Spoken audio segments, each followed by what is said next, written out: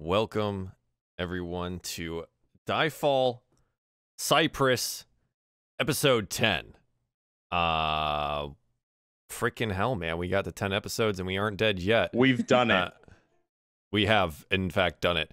I've messed a little bit with the sound, so if you guys don't hear particular things, or do hear particular things, or it sounds a little bit weird here at the beginning, just know that I'm adjusting everything in the background to make it all make sense.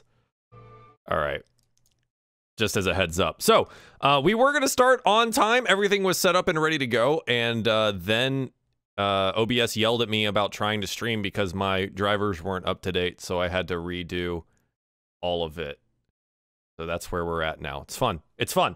But we're going to play Dungeons and Dragons tonight. But there are some things that we need to do because we leveled up. Yeah. So, yeah. So we leveled up, which is awesome. So we're going to handle that now, I guess. For those of you that maybe didn't know, or I don't know if you posted it publicly, but I'm going to roll on over to the stats sheet here and just scroll up a little bit and find ourselves that natural one on the hit die right there. Destiny, baby. Rolled for health. So can we get a nice clap for stuff in the chat? Appreciate it. It was on purpose. I'm too strong. You know what? I believe it. Yeah. Aslug too strong. So now I'm gonna go find your Aslug stats. All right, there it is. And so we have +3 health to your maximum. So you have 21 total HP now. And you are indeed level 3, as will be all of us. So let's see. Who wants to go next? Nyara or Otis? Me. Rob, do you want to roll mine again? I rolled 11. Did you roll a d12? No. Oh. I was just holding a d20. Because that would be super sick. Because I'd take that, man. No. Who wants to roll? I'll Otis go or next. Nyara? You'll go? I'll do it. Right. Yeah, hell yeah, man. The thing is, though, I can't do any fancy Roll20 stuff. I had to do /R because there's no Artificer class in Roll20, so it thinks Right. hit dice are D6. Oh, it's actually a D8. we could actually really fix that. So just as a heads No, up, we can't. It's impossible. It's impossible. Okay. It's He's impossible. He's I too will- unique. /R Yeah, do it. for the Hell yeah. sake of the fans at home. Yeah, absolutely. That's a natural one, chat. Woo! Yeah, let's get another clap here. Wow. Wow, that's another. Oh, that's 22 total health now at level 3 for Otis Cuddy. Wow, feels good, man. Yeah. You guys. Well done. Dear. Killing it. We are absolutely killing it. Wow. All right, Nyara, I'm worried. would you like? Yeah, I know, me too. Everyone's rolled so unbelievably low. Nyara, let's see. No! Yeah, there it is. The opposite end of the spectrum. She rolled 9. So she's 9 total on a D8. So she max rolled. Wowie. Wow. Nyara That's is really now the good. tank of the party. Actually, With the rubbing- Nyara. Wow. Listen. Nyara just catches up to Otis Cuddy and has 22 HP now. Yay. There it is. So now they yeah. match. So, ooh boy. All right. So, God, I would just be happy with a middle of the road roll here. So let's find Rekko's health. I'm nervous, chat. Oh boy. All right, somebody hold me. Destiny always holds you. Hold. Oh no!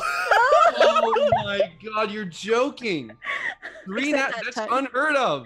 Oh, it's a natural. That's a 1. You know what I'm 12. getting? You know what I'm getting from this is the only Canadian Frick. rolled well, and it means that Canada is the superior country. It's because they have better health care. That's Yeah. all I'm saying. They're in better health, and weed's legal. and unbelievable. Is there like a feat somewhere that like you can re-roll your health at some point in time, or man, that'd be super sick. Yeah. That'd be wow. I got +2, chat. There it is. +2. Yeah. Your con is only a +1, you crazy Yes! bastard. I rolled so. You were there. Oh, when I that's rolled right. this Your stats character. are shit. I My remember. now. stats are awful. Nice. I am actually a garbage hero. So if I die, well, I die. Are you all underdogs? And this is Oh your my this is your God. humble beginnings. Who's I'm to say? so upset right now. Well, I don't know if I want to play D&D tonight, guys. Maybe we should pack it up and head home. It's been real. Let's pack it up and head home. I'm canceling Cypress forever. No. Well, that was a thing. Hell yeah. That was a thing. I can't believe 3 of us rolled 1s. That was like last stupid. night. all over again. That was like my game last night. That is so stupid. I'm so upset. Oh. Okay. Well, if he dies, he a lot. dies. Well, Chad, I hope you're having an excellent evening and enjoying this. Because I'm not. I'm 'Cause I'm not. having a giggle over here. I'm sure you are. Just remember now that we all have the health still of level 3 heroes. So Or level 2s, practically. or excuse me, of level 2 heroes. I mean, so all I see on your that's character tough. sheet is a big fat 3, and so that's what's going on the CR calculator. Yeah, wow. Okay. Well, here we are. This is Yeah, going to be it. Yeah. Listen, you just gotta get good. You know what I mean? Yeah. Simple. True. Just don't die. Just so get easy. good. Don't die. Just get Don't good. die. Honestly, it's just don't die. Simple. You know? Easy. Oh boy. Easy. So, in any case, we're level 3 ish, I guess at this point. Yeah, yeah. A lot of us got some new things that will come to light as we continue to play the game. They sure. Yeah, Rob, do you wanna roll for recap, or do you wanna recap? Yeah, I'll roll for recap this time. All right, here we go. Oh boy, Alright. I'm really crossing my fingers here. Stella's 1, 2, Nick's 3, Nyara, May is 4, Joel is 5. I can't remember anybody's names tonight. It's great. I'm having a day. I've been there, man. Recco, my guy. Oh, wow. I was going to mess with sound real quick, but I guess I don't have the opportunity to do that. Hey, All right, that's fine. Roll for recap, man. You're right. I was hoping it just wouldn't land on me. Night you. So, wait, do we do these in character? I don't remember. It's encouraged, but not necessary. It is encouraged, but not necessary. Yes. Okay. Okay. All right. So there we were, surrounded on all sides by the enemy, arrows drawn to their cheek. I watched the Nyara say, well, maybe we should probably surrender because they're all over the place and they're actually hiding in the trees as well. So they bind us up, they go sit us down, sort of close to the tree where I had previously bound up the 2 other gentlemen that we had seen, and wouldn't you know it, Teriyaki was there. She did not seem very happy to see us. She also did not think that we were friends, but it's okay, everyone gets justice in the end. So after being interrogated viciously, Rekko losing a tooth even, it was actually kind of fun. I enjoyed it, and it was fun to really jib and jab the guy because he did not seem so smart. Rekko is very smart, so, you know, it's very easy for him. Then they come and they take Baba and they take her into a tent because she is going to roll the bones for them. And that's where we sit and we made a plan. It was a great plan that Otis came up with. Otis didn't know this. Very swift. He run like wind. Unbelievably fast. So he say, I untie him with my claw. I claw through the rope. And then he get up very quickly. I distract the guards. And he goes and gets our stuff, including new shiny axe. It's very nice. Then they take Nyara away as well. Don't know why, but she disappeared into the same tent as Baba. And then we heard the screaming, Baba wailing and the thunder crashing. And then the man that had taken us goes running out of the tent. Him and another one who just did not stop and went straight across the swamp. And that is when we moved. Otis sprinting away like wind. Like hair, over the rock. And he goes inside the tent, but this is when I see, I must save Baba. And I run the other way. And I go save Baba. I tear through my bonds. And I push past everyone who is so afraid. And I make my way there. without any weapon, and I try my best to get Baba out of the clutches of the evil man. Eventually, I do not know how this come to be, Otis bring me my axe. And then we begin to slay everyone who stands before us. It was closely fought. There were many of them. And we probably would have died, if not for Nayara's brother showing up. Just in the nick of time. Their arrows come flying out, their swords flashing in the sun. And we have captured most of them, slain a lot of them, and Teriyaki, the traitorous friend. Well, she is dead now. Good riddance to her. And I think that's where we find ourselves. Yeah, and I think just as something little neat little touch here, I think we, from the point that we left you guys last session, the men that have been apprehended from Morakian Enforcement and Trade are currently under guard. We kind of like jump from where we ended last session to a little bit forward. Like not much time has passed, probably like 30 or 40 minutes for you guys to kind of like catch your breath. Actually, I would actually call it a short rest if you wanted to regain hit die or what have you. Yes, please. Yeah. Yes, So you please. can absolutely do that. I think Ballas at the end of last session, he would have kind of, taken charge of the situation as the chief blade of Cypress on the scene. And the the apprehended people have been apprehended. The unconscious people have since woken up. It looks like a total of, did that guy? No, he dropped his weapon. So a total of 7 of these people have been apprehended.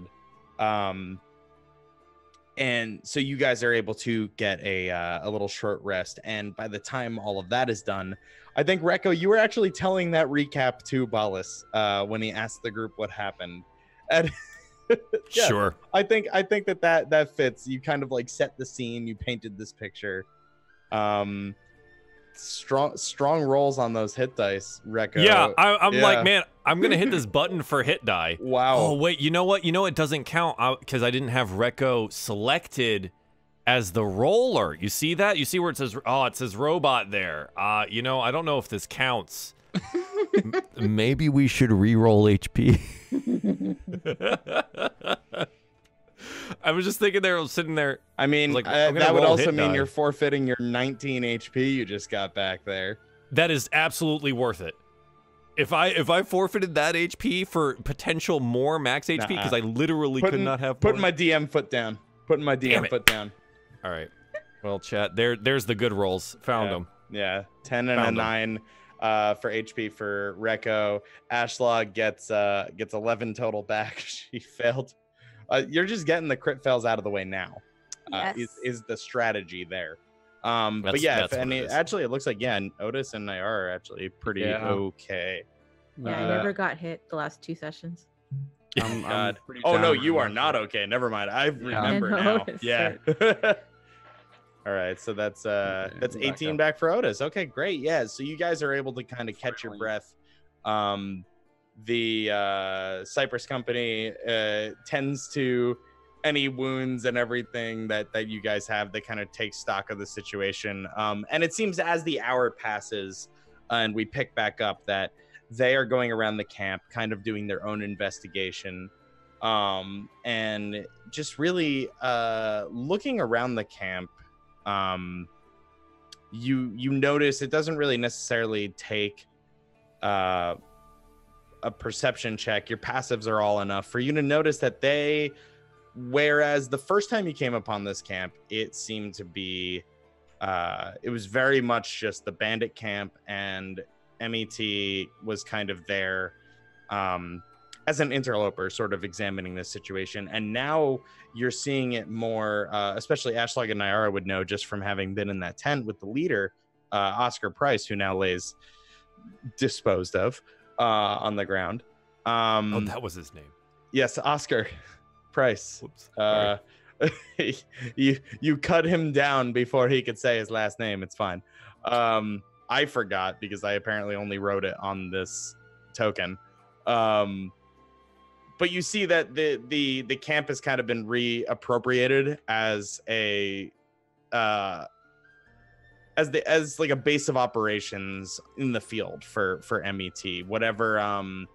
Whatever third camp that you guys never ended up finding, it seems like it was packed up and just brought here for the most part, and a lot of the old like bandit shit has kind of been thrown out or disposed of in some way, shape, or form. And so yeah, as Balas comes back and talks to you guys, and Rekko, I think, was the first one to offer his explanation for things in this very glorious storybook-esque retelling of this valiant battle. And kind of at the end of it, when he's like, and that's where you guys came in and you know, helped and we, you know, defeated them all. Balas is standing there looking very I think there's the corner of a smile on his face, but his overall demeanor is a little bit more serious than you've seen him. And he turns to Nyara and says, "Do you have any idea how reckless this was?" Well, just trying not to make eye contact with him. Well, it turned out okay in the end. Were we not here, sister, there's no telling what would have become of you. That luckily didn't happen. Yes, very lucky, but skilled fighters as you may be, kind of indicating the party as a whole. This, had it not been for my men backing you up, I can't say with confidence any of you would have made it out of here alive. If you are to continue working for us, there needs to be a plan. Well, there was a plan, and things just didn't go according to it. And your No, plan? the plan was very good. I already explained this to you. Yeah, I thought the plan worked great. I don't know about any of you all. They're all dead. We are alive. That's a good plan. Yeah. This is very smart. I do not Sounds know like if you next know thing's this. success to me, yeah. Yeah. Well, you had said, and he is sort of collecting himself and looking over at the captured men across the camp, which I don't remember if I said there's 7 of them total, all kind of tied up together. He looks back at them and he says, "Well, thankfully, I would have liked to talk to Mr. Price on the ground there, but thankfully enough of these men are left for not all to be lost, and hopefully we can break some of them for information." And he turns to Ashlog and Nyara and says, "What did he talk to you about? You said he pulled you into this tent." Well, before the tent part, he was trying to get information out of us about the company. Mm-hmm. And he's definitely thinks that we want to take over Moreka and bring it into the other countries. Yes, well, Oscar was one of the more vocal men of Verso. No great loss there, but the answer to dissenting opinions isn't always violence on his part. I understand you acted out of defense. I just... Did we though? I'm giving you this one. You son of a bitch. No. I trust you're all at least a little bit rested after that. Perhaps I should go talk to these men. Would any of you like to join me? Sure. Right. And she'll kind of take out her notebook and scrape off some mud. Also, some frog juice, slime. Okay. Yep. Ready. And Ashlog, you seem awfully quiet. Is there anything that you noticed? No. He wanted me to divine the bones. That was it. And I think she just kind of turns around and starts scavenging near his body and just picking through pockets. Okay. All right. Yeah, we'll address that in a moment. So Balas will walk over with Nyara to the men that are now being held over kind of by where you guys are being held at the northern end of camp. And Nyara, as you walk up, you notice that all the folks that three of them in particular are all kind of covered in what remains of the grease that Otis had cast upon the ground. All over their, it looks like their trousers and their boots. And they sit there. A lot of them look very dejected. The two muscly ones that got knocked out in the woods, they look particularly defeated. Both casting like slightly horrified glances in the direction of Ashlog. Still not quite over. The one in particular still not quite over what he saw in the tent. And Balas actually sees his discomfort, and he goes up to him and goes to pick him up and say, "Well, you look like you've got something on your mind." And he pulls him into the tent just behind them and beckons you to follow Nyara. And I think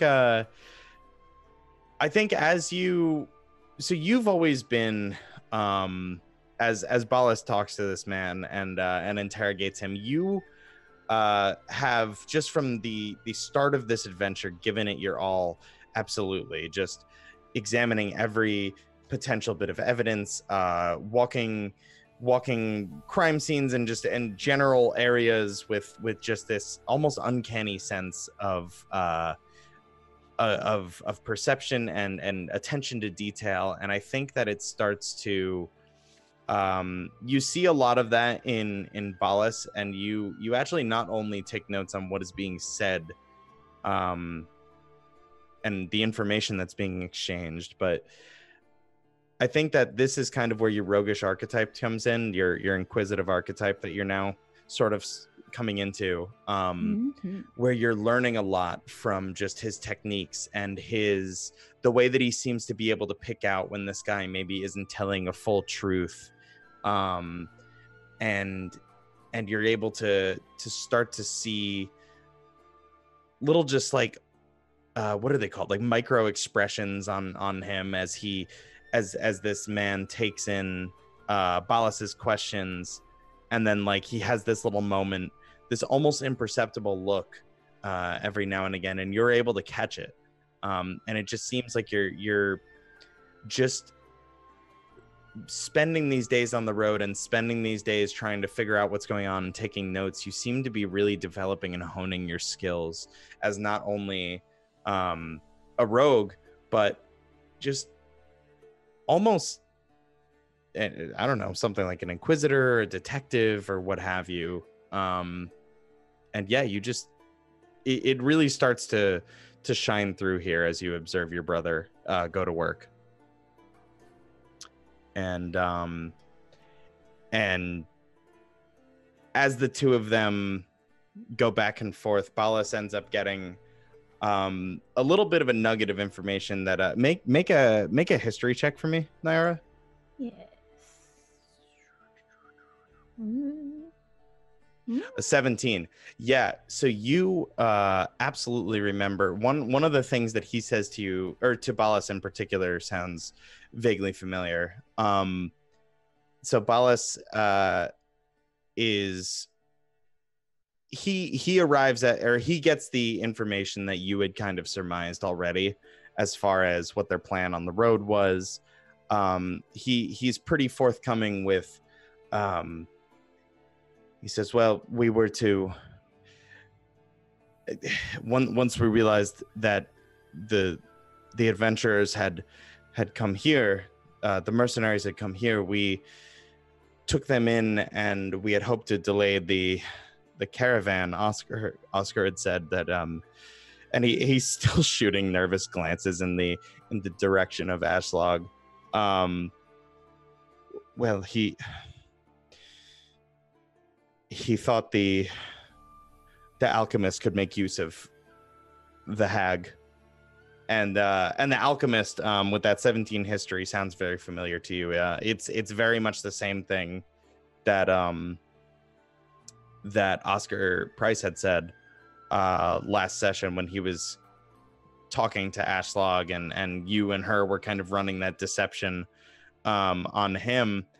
He had mentioned this figure as though it was not just like any old alchemist, but it was somewhat of like a code name, like the alchemist. And this to you sounds, just as far as now that you've heard this twice now, this sounds to you like a very notable figure in whatever their scheme is overall.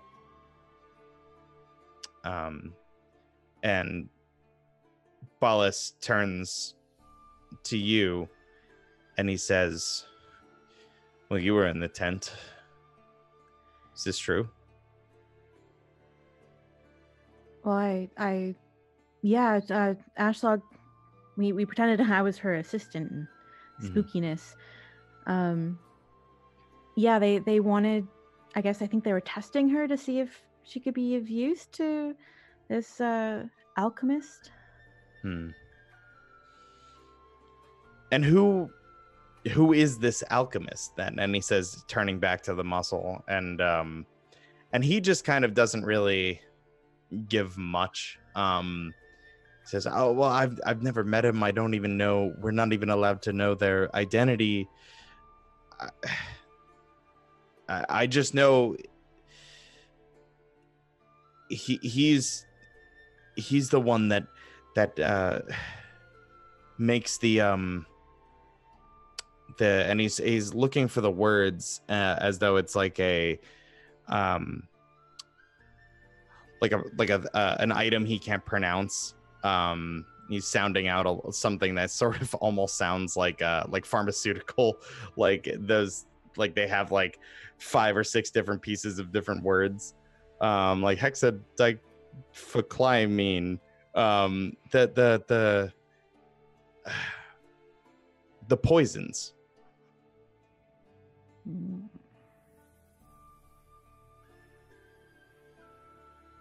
Poisons. Naira will kind of lean into Balas as those dried pea thingies. And Balas's expression he immediately puts 2 and 2 together, and he said, of course. You had said that they were at the other camp. They were at the camp, and they were stashed at the farms. You know I hate it when Herrick is right? Yeah. Shit. Did you poison crops on this road? No, not me. No. I don't even think we ended up going with that plan. Oscar said it would be too suspicious to do that here as well as up north. Oh.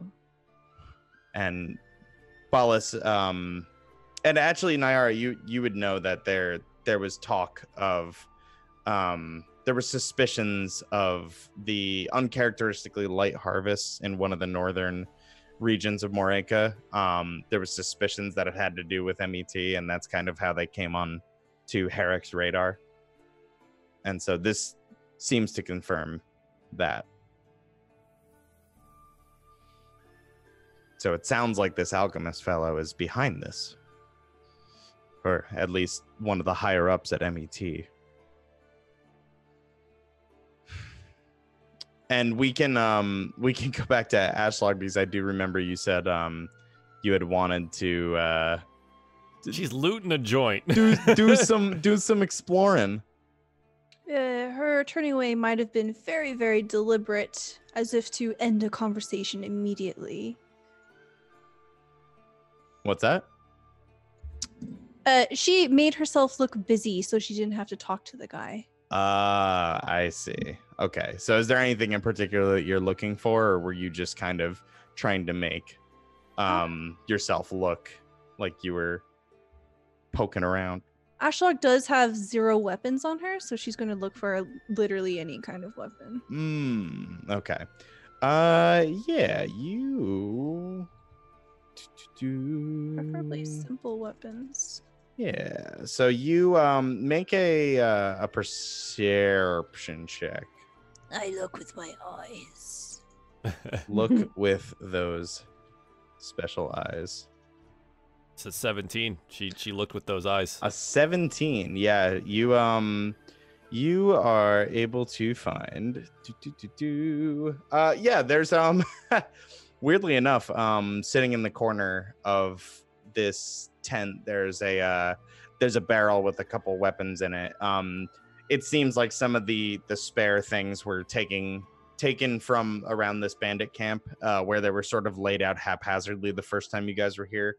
This is sort of what's left. And rifling through this barrel, you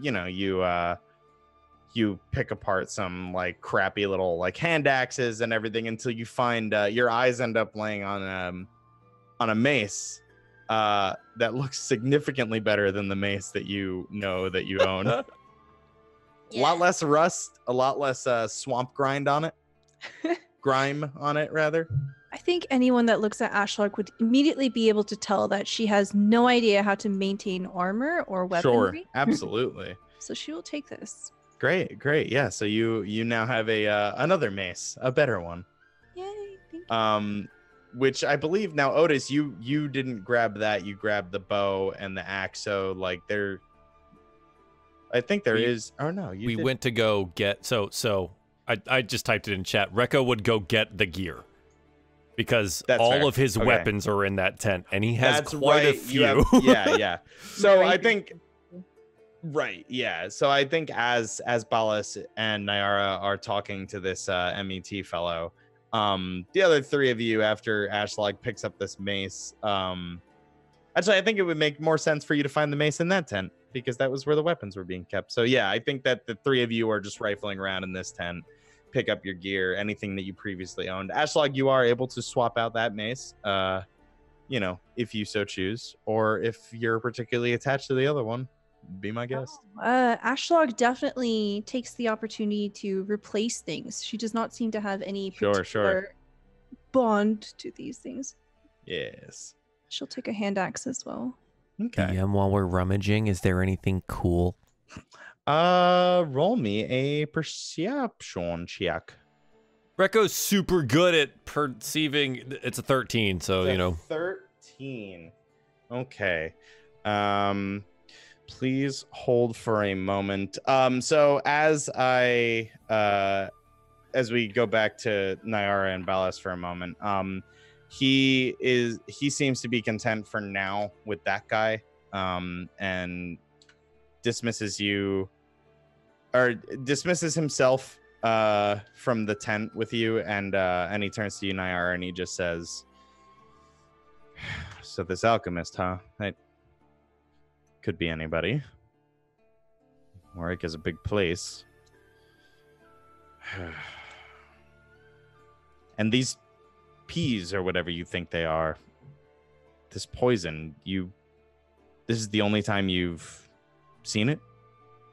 So far, I haven't come across it since we came to Versailles.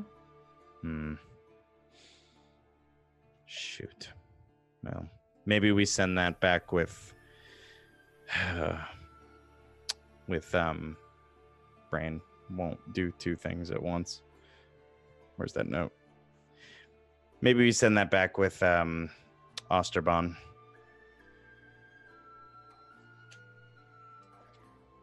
Who's that? Joel, roll me a D100. 100. Frick, hang on, I gotta bring this up. /R1D100. Bop! It's 48. 48. You find a good old potion of healing. You say, "Ooh, a what? A potion of healing." You're poking through a bunch. You see among like the weapons and like random equipment, you see a very strange looking vial with this red liquid in it. And it doesn't look like anything you've ever seen. It looks almost like some of those like shiny bottles that you broke in Avion, but I don't know. Just this Neat. Yeah. Neat. Yeah. Hang on, I'm trying to put it in my bag. I believe in you. Nailed it. Yeah, got it. Proud of you. Thank you, DM. You're... My 13 did it, chat. We've done it. We're going to need this potion of healing because everyone's health is so low. It's going to be fine. Everything's fine. It's going to be fine. And yeah, so Balas walks back over to the group and, well, I trust you found everything that you need in there. We didn't touch any of your things, so I'm hoping it's all in there. Rekko's like counting knives. Looks like it's all here. The new things that Ashlock has acquired are obviously shiny and not the same color as the rest of her things. Yes, absolutely. I think that you found like shoulder pieces from a different set of armor, but you didn't find like a matched pair. So now you have a completely mismatched. Like it's great. Like one is made in the elven style and one is made in a more like brutish, like barbarian style. Absolutely. It's great. It's great. There's a nice like duality going on there. Ooh. And as you all are getting settled, another Cypress company member runs up to Balas and holds something that looks pretty familiar to all of you. The last sending stone. Looks like it was here. There it is. Yeah, there you go. Found it. He says, "Sir, this is the pair to that stone." He says, "Well, that's wrapped up, I suppose, but I still feel like I'm left with more questions than answers." Shoot. Has anyone searched Oscar's body? Yeah, I think his men would have searched the body, and well, no, they would have all apprehended the I don't believe anybody would have searched the body if you wanted to go do that. I sure do. Okay. Well, in that case, roll me an investigado check.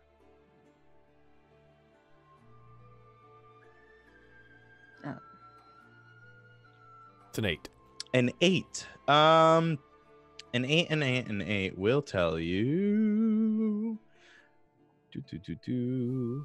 Yeah. So an 8 will definitely be enough for you to you're rummaging through his stuff, and around his neck he has a it looks like he has a key on a very like thin chain, and you can kind of like just snap it off of his neck. And the key looks like it goes to something small, like a lockbox or something. Maybe perhaps something he had in one of the tents here. And if you choose to, I assume, find the companion to that key, the keyhole, as it were, it would take you to one of the tents that seems like it was set up as kind of like a base of operations for him, like a remote office. And there is a lockbox that sits on his desk. And inside the lockbox, you find an interesting bit of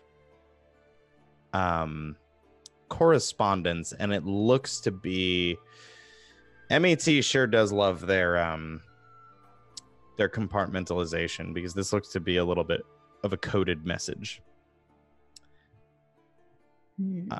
And you're getting, just from looking at it, you're getting bits and pieces that don't seem to fit together, but you do see mention of an alchemist on here.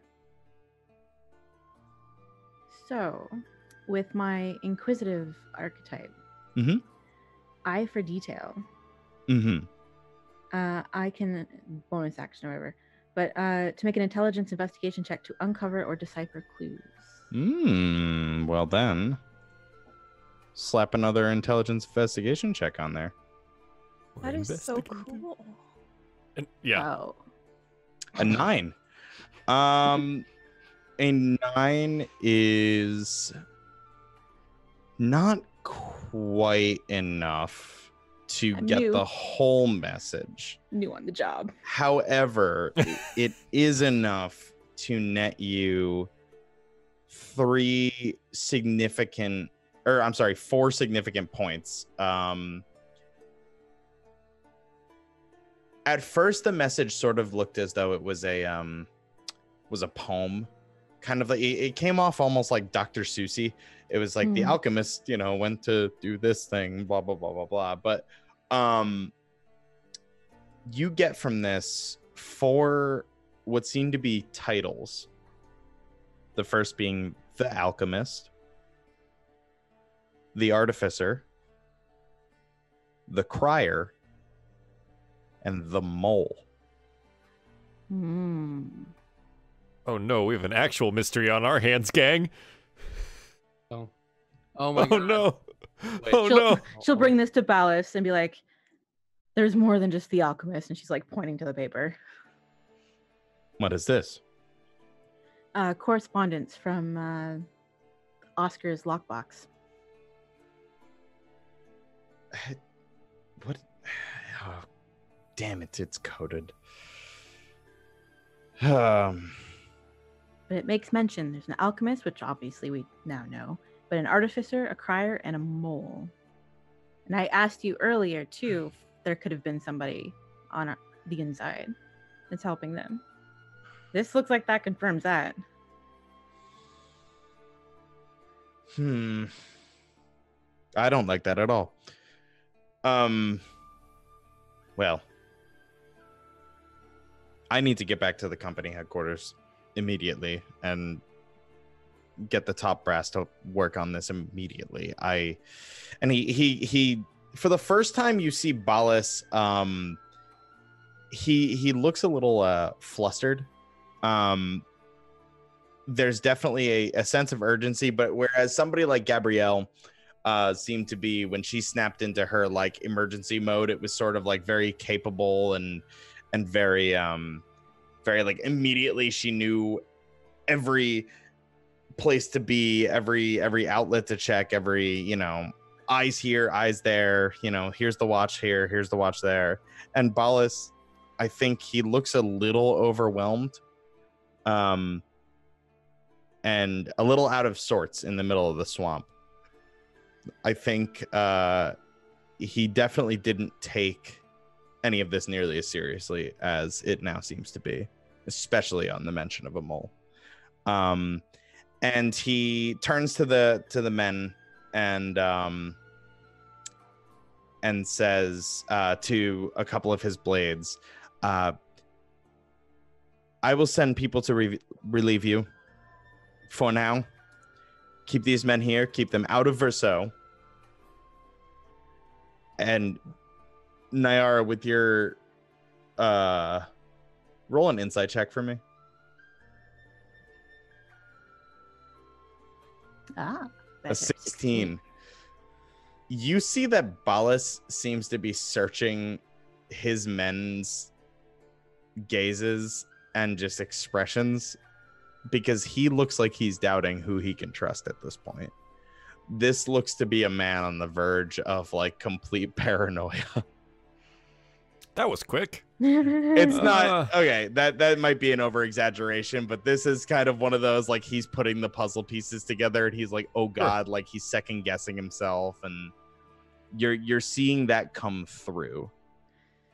She'll go up to him and kind of like, is there anything we can do? Frankly, you're the only people I know I can trust. You're not on the inside. That's dangerous.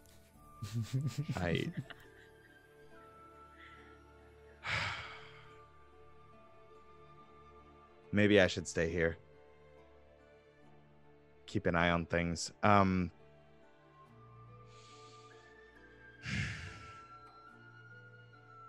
you take this back to Camilla? I know. Okay. I know. I'm sorry. Is she someone who we can trust? Yes, she's a bitch, but she's Okay. family. Fine. I'll take it. Okay. The caravan is still waiting on Osterbahn. It should be hopefully leaving tonight, but we may have to delay it.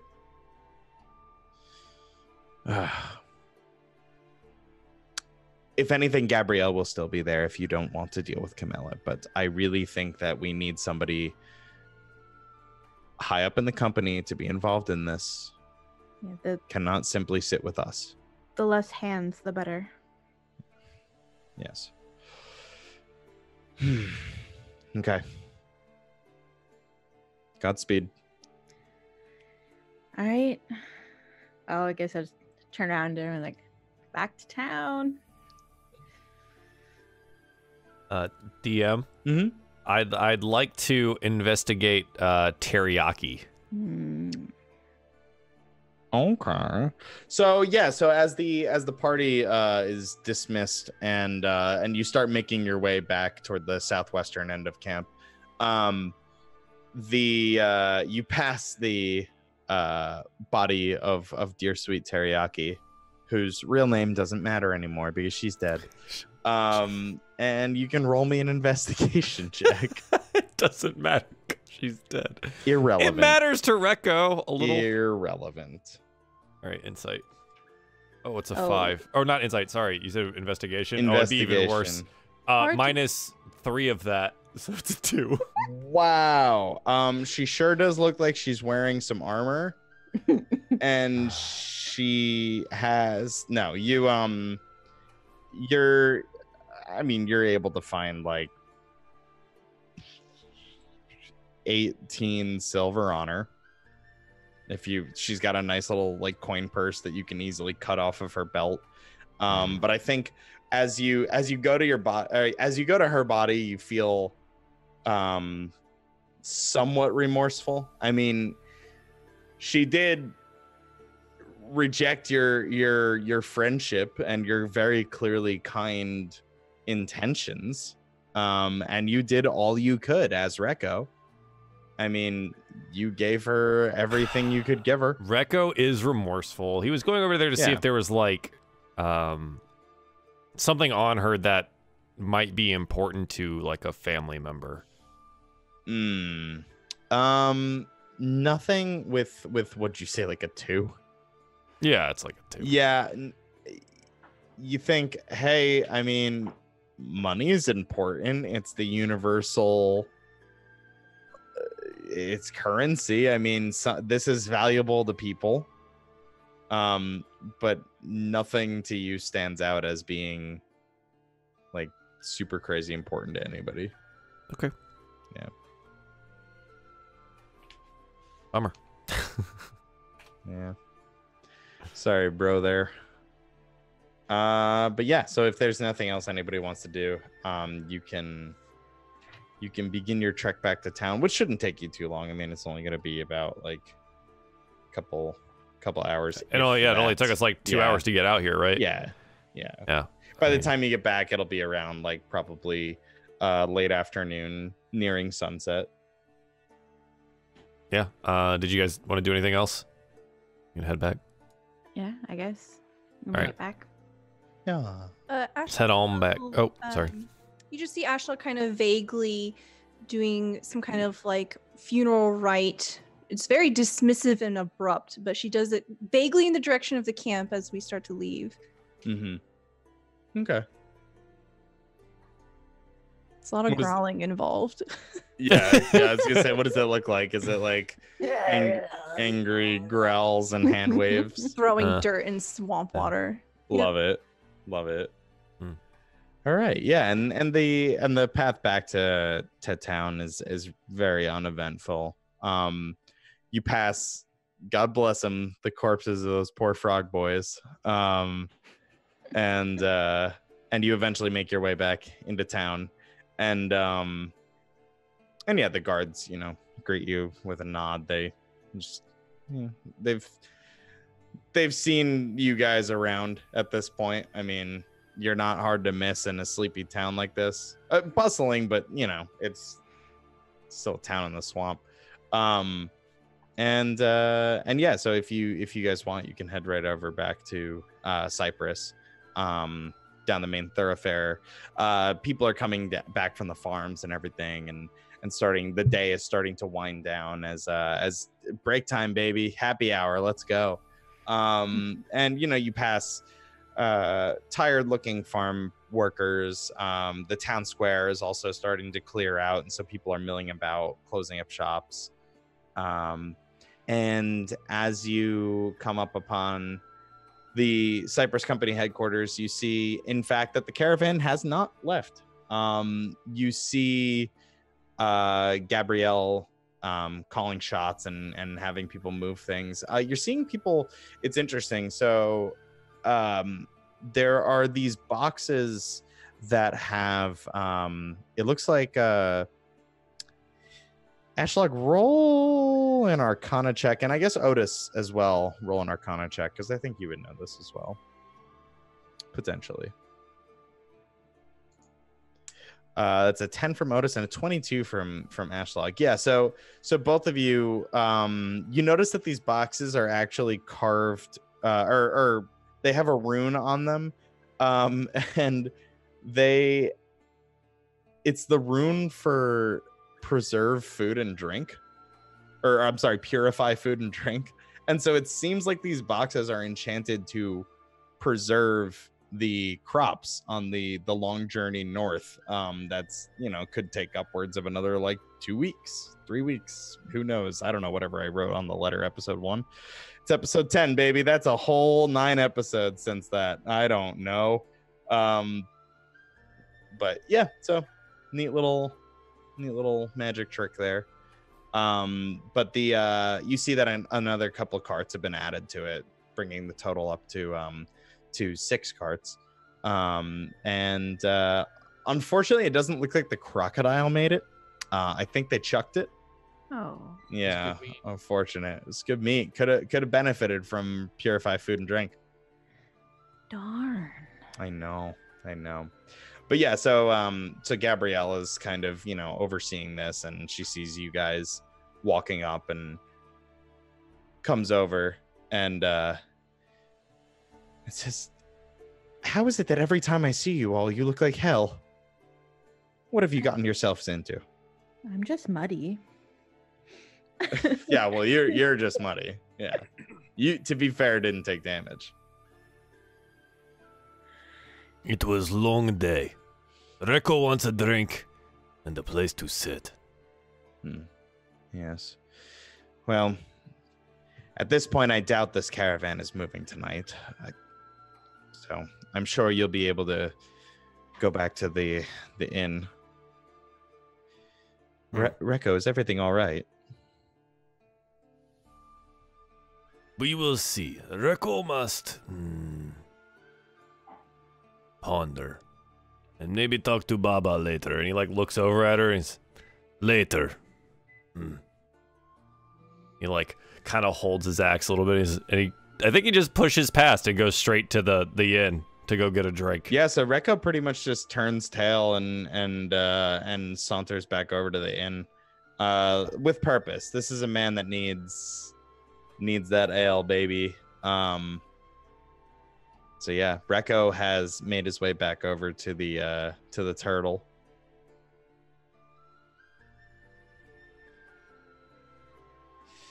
And then Gabrielle will turn back to the three of you and just turn to Otis and say, what's got him so down? What?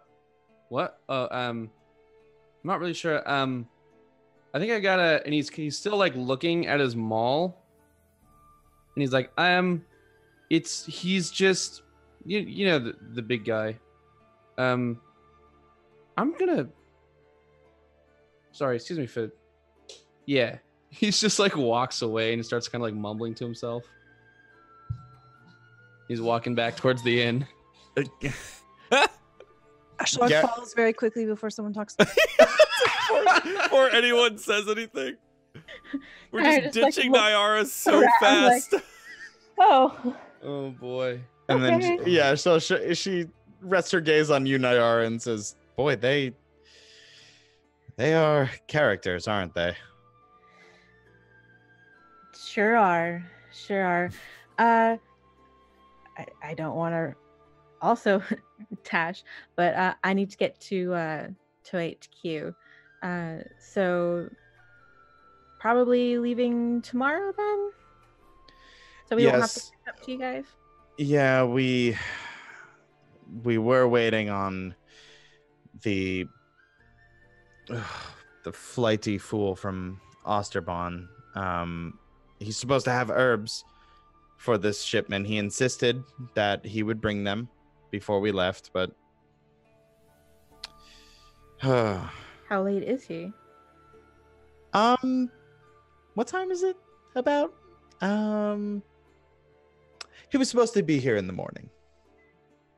Okay, so not. It's a little too soon to maybe cause for concern. Oh no, he does this. If you've ever just make a history check. A 10? Yeah. So you would have known. So Osterbahn is both a person and a town, to a village rather, to the west of Verso, sort of off the beaten path.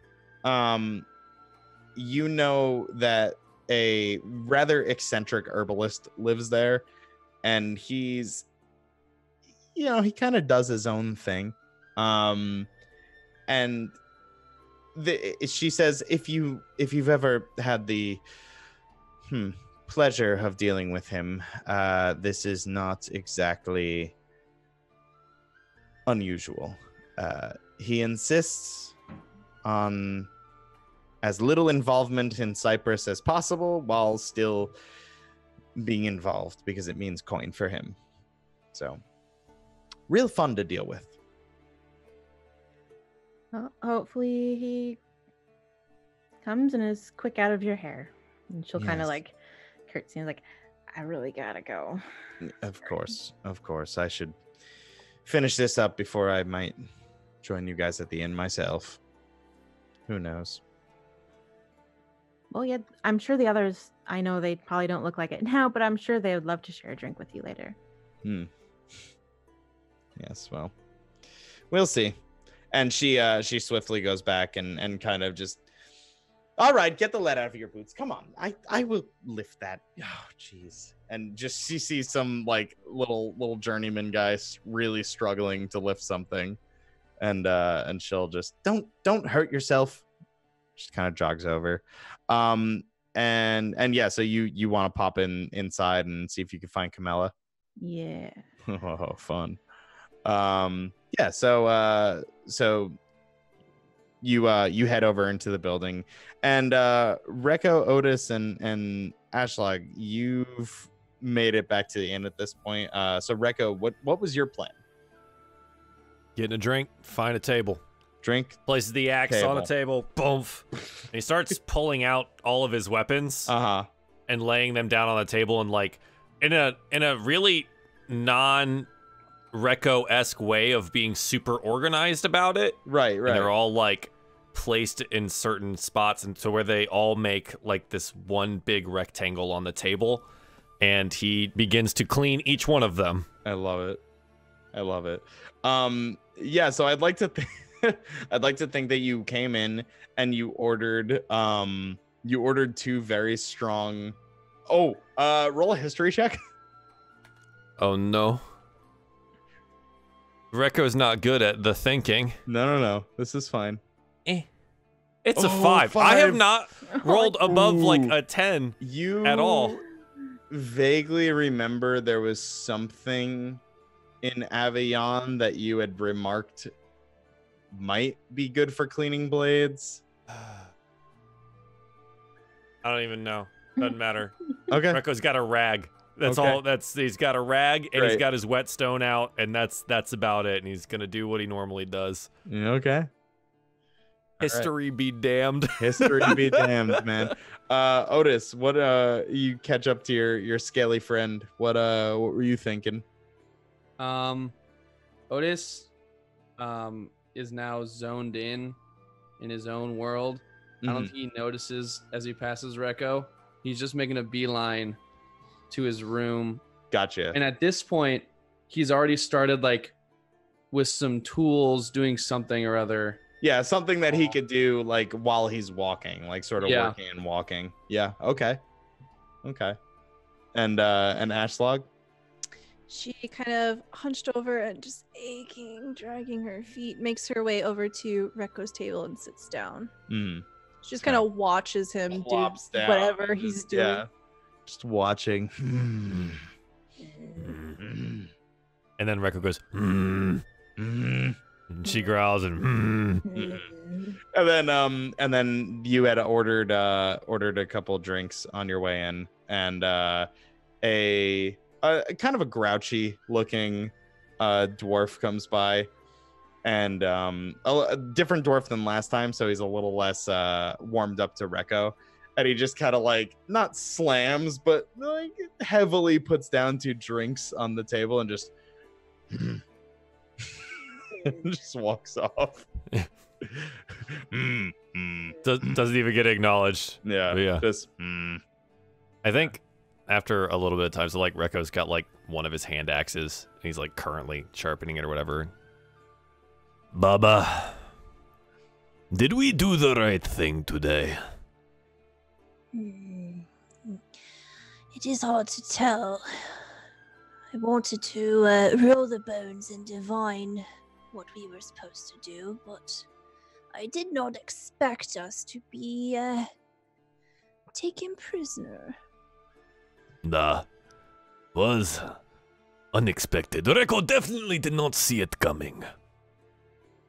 But what I mean is, we killed Terriani today. I remember you had said, and Nayara had said, I should not kill her. So I think we are friends. And then she tried to kill us. Would she have done this if we did not kill the others before? And you see like Rekko's really struggling to figure out reasoning for why Terriani's like not immediately friends with him. Yeah. Okay. People of the city are strange and they behave in unexpected ways. Nah, they are strange. When he finishes cleaning this one hand axe, it's got like a black feather that's tied onto the end of it. He like slams it down blade first into the table and grabs the beer and chugs the first one and puts it down, and then he moves on to the next blade. Yeah, a couple, you probably don't even notice it, but a couple farmers on the slam at the table behind you sort of like jump and turn around, and then they sort of like I think they meet eyes with Ashlog, but you're kind of hunched over your weapon, Rekko, and these two just kind of like Ashlog, they give you this like, Ashlog is just looking straight at Rekko and talking to him. She's used to people staring at her. It's fine. They slowly turn back to their drinks. How long do we have to stay in the city? How long does destiny require this weirdness? When a great event of destiny unfolds, you will know. A great omen shall take place, and the path will be revealed before you. Why cannot omen just be clear? Why is it always so... Rekko, you must be patient. You are young.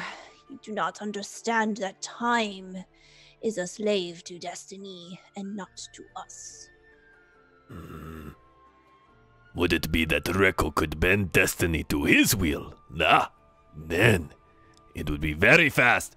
And he slams down another blade into the table.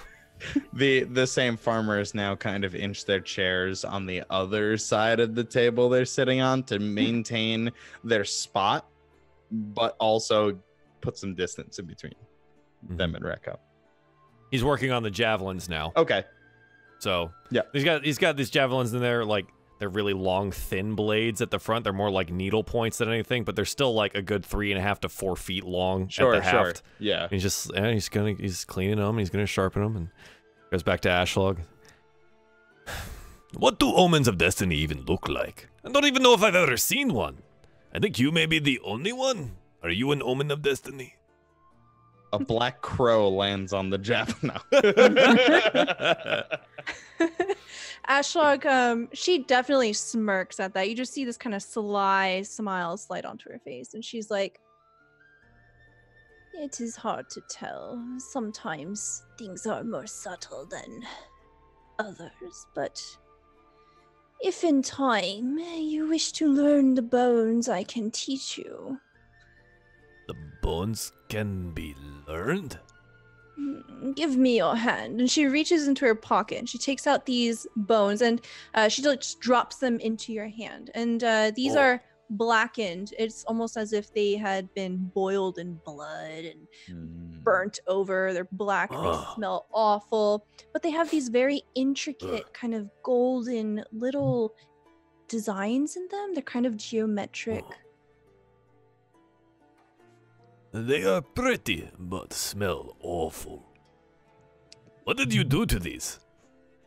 Nah, they were like this when I found them. They were given... You can just find the bones! People leave these things around! They were given to me. Oh. By the mother of the marsh. Baba, I thought you were the mother of the marsh. No. Baba Yaga, it is your name. You are mother. I am mother to some things, but not the marsh. Ah. Who is Marsh Mother? She is the darkness that embraces the marshlands. It is because of her that I can divine destiny. Oh, she must be very powerful then. She is very, very old, from times ancient and far. Ah. Do not know story of Marsh Mother. We only talk of you. Can I meet Marsh Mother? One day, someone will put you in the ground. Oh. And you may meet the Marsh Mother. Would Rekko be alive in the ground, or is this like weird city thing where you bury your dead? Ashlog just laughs. She leaves the answer very unclear.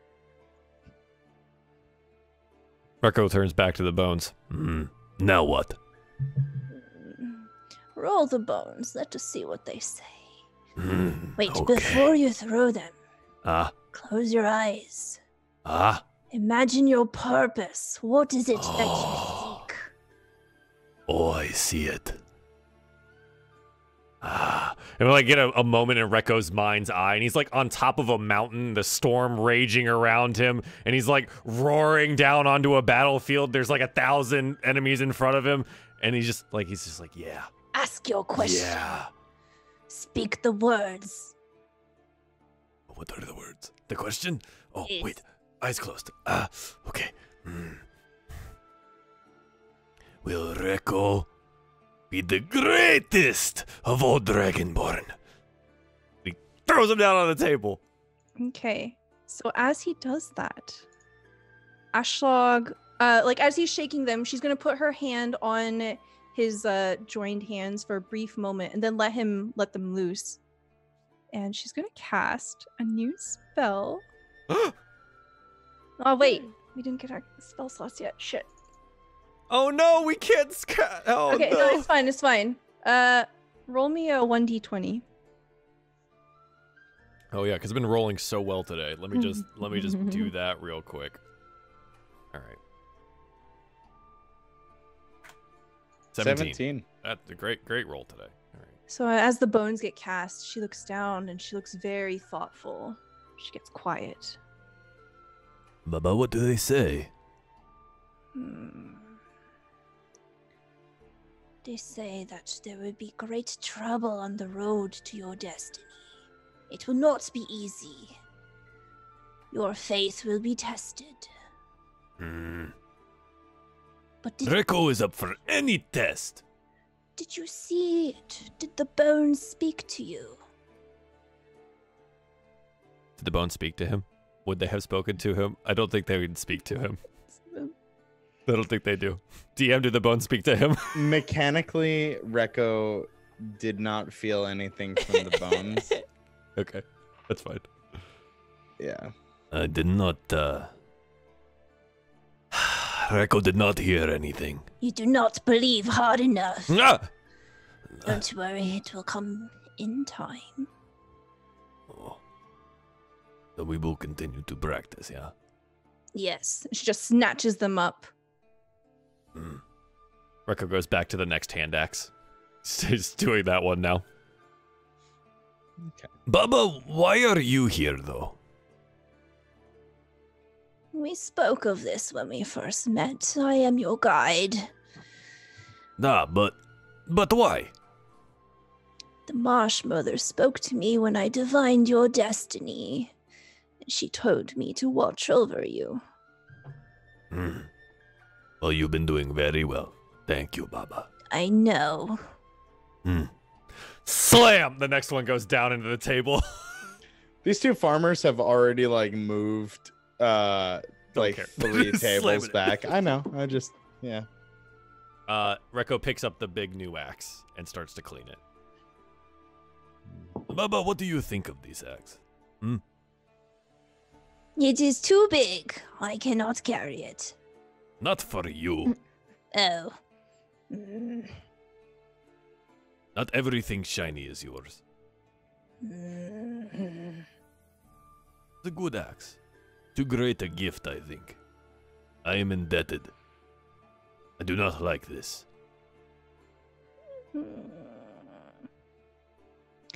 Did you name it yet? No.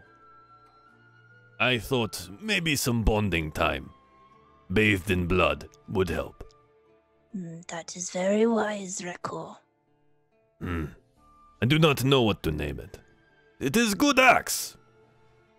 Needed some convincing at first, but it has been good companion so far. It is important to speak to your instruments. He looks down at the axe. He goes, You are good companion. Roll. I am liking having you here. Both of you roll perception checks. Okay.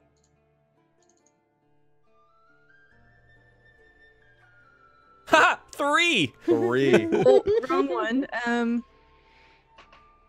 Reko heard nothing.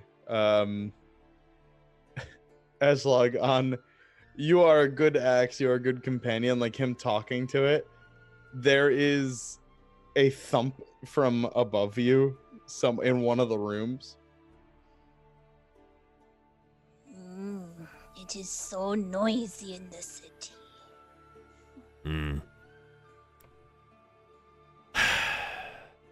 Nah, I do not like much for city life. He looks up and at the rafters, like, Can't even see the stars in here. Why would you even stay?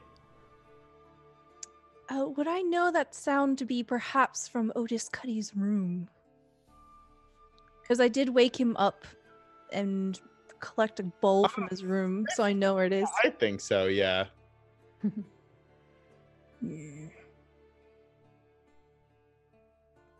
Where is Otis? Nah, saw him come in. He went straight upstairs. Carrying that mole thing. Cradling it like baby. And Rekko like cradles the axe just to demonstrate.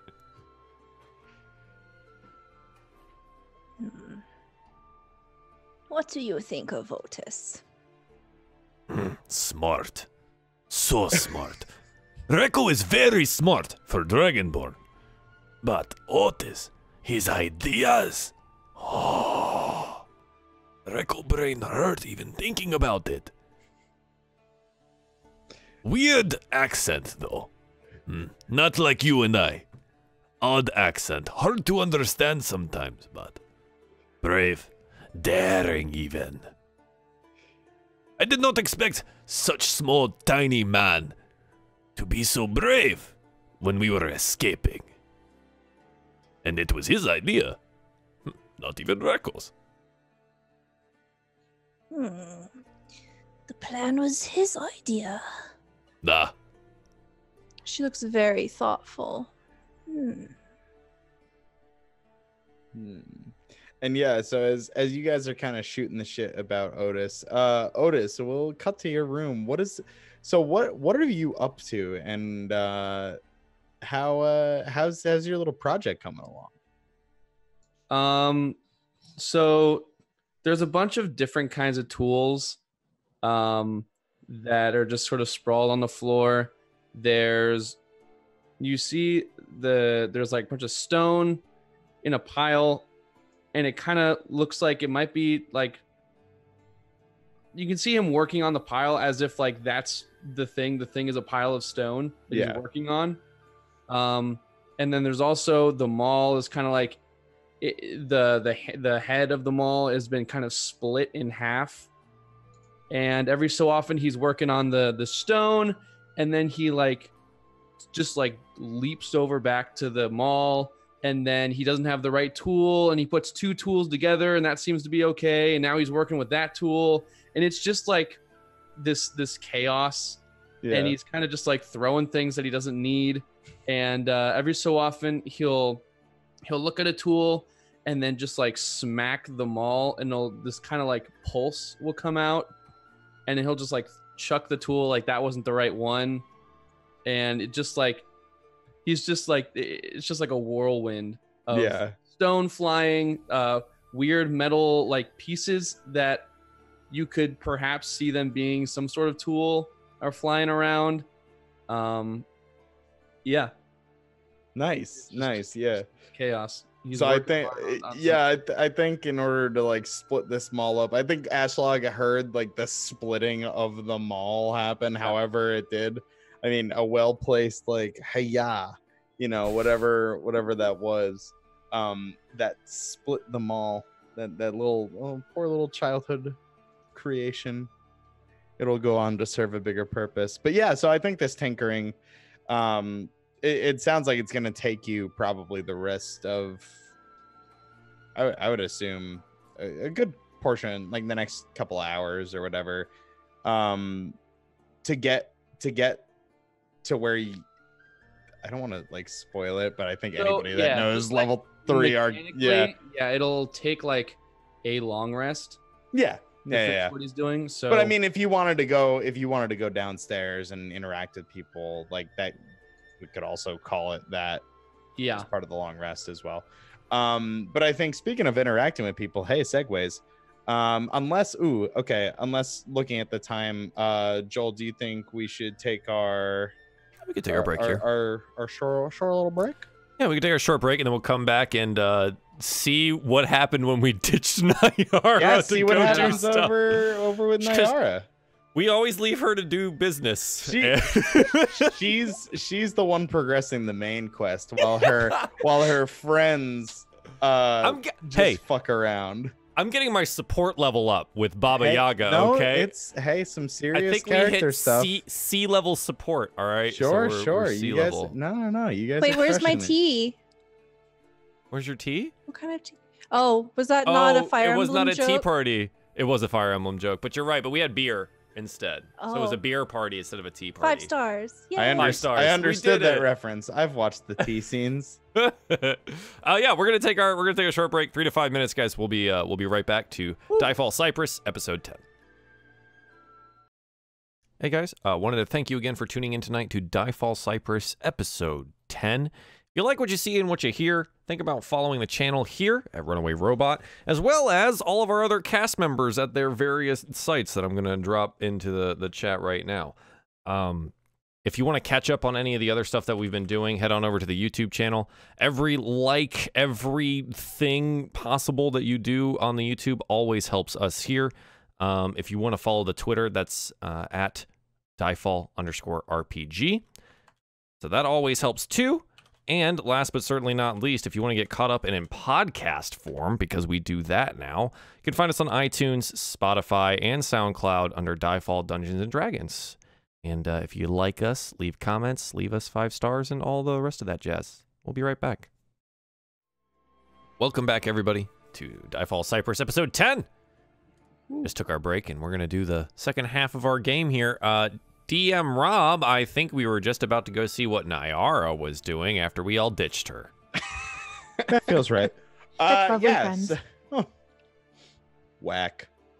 I get it. You know, you do the group project and you're the only one that does the work, and then the other 3 just kind of mooch off of you. It's true to life. Yeah, too true. Too true. Yeah, too real. I hate it. So Nyara, you step into the Cypress Company Hall, and everything has sort of like wrapped up for the day, with the exception of packing up the caravan. And you make your way over to a couple of the back offices and working away, kind of with that same pursed lip, very shrewd look on her face, but this is one of more of concentration than just general disdain for your existence. Is your half sister Camilla, just finishing up some paperwork and whatnot. She makes a little knock at the edge of the door. Oh, what is it? Well, news from Ballas, and she'll hand over found correspondence from the Marika Trade Company. Looks unfortunate from what I could decipher so far. It's a coded message, and you say you can decipher it, so what have you deciphered so far? So far I've deciphered 4 key names. Wow, very good. You can read. Yeah. I hate her. Yeah, not. And she kind of rips it from your hand and furrows her brow and reads through it, and maybe I think takes a little bit of like occasional shorthand note on her the book that she was working in, on the margin of it. Where's Ballas? Still wrapping up things in the swamp. The other camp there, we've got 7 in tow from the Marika Trade Company.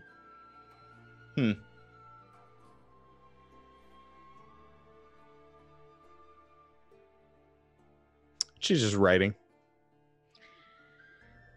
So he wanted to get this correspondence obviously higher up, because as you know, our brother Herrick was very concerned about this whole process. Half brother. Oh, you're half brother too. That's interesting news. She gives you a look. The look. So anyways, Herrick was concerned about a possible mole in the company, and one of the key names from this paperwork indicates that there could be such. So obviously this is very sensitive information, which I know can be difficult for you.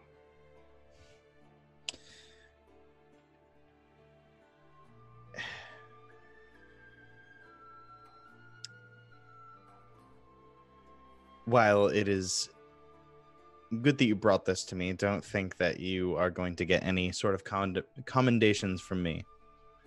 Oh, I wasn't asking anything from you. Nor are you. So if you would, I will move this up the chain. Can I see if she's lying, if she'll actually do this?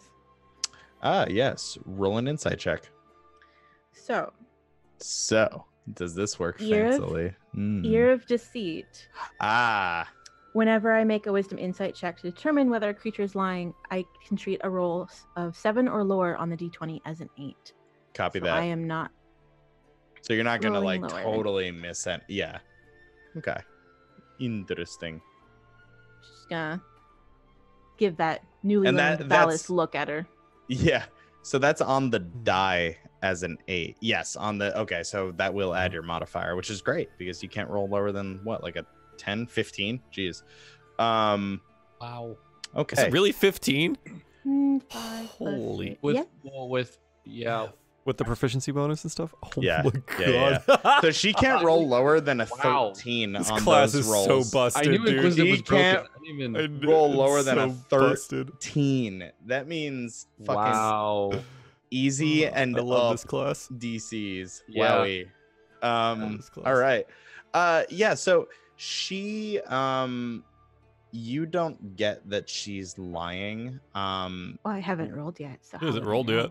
She just can only roll a 15 or higher. Yeah. Oh, I I look thought at that it real was your good. Oh, I'm sorry. That was a I'm looking at Ashlog's perception. I'm an idiot. Wow. Okay. A 21.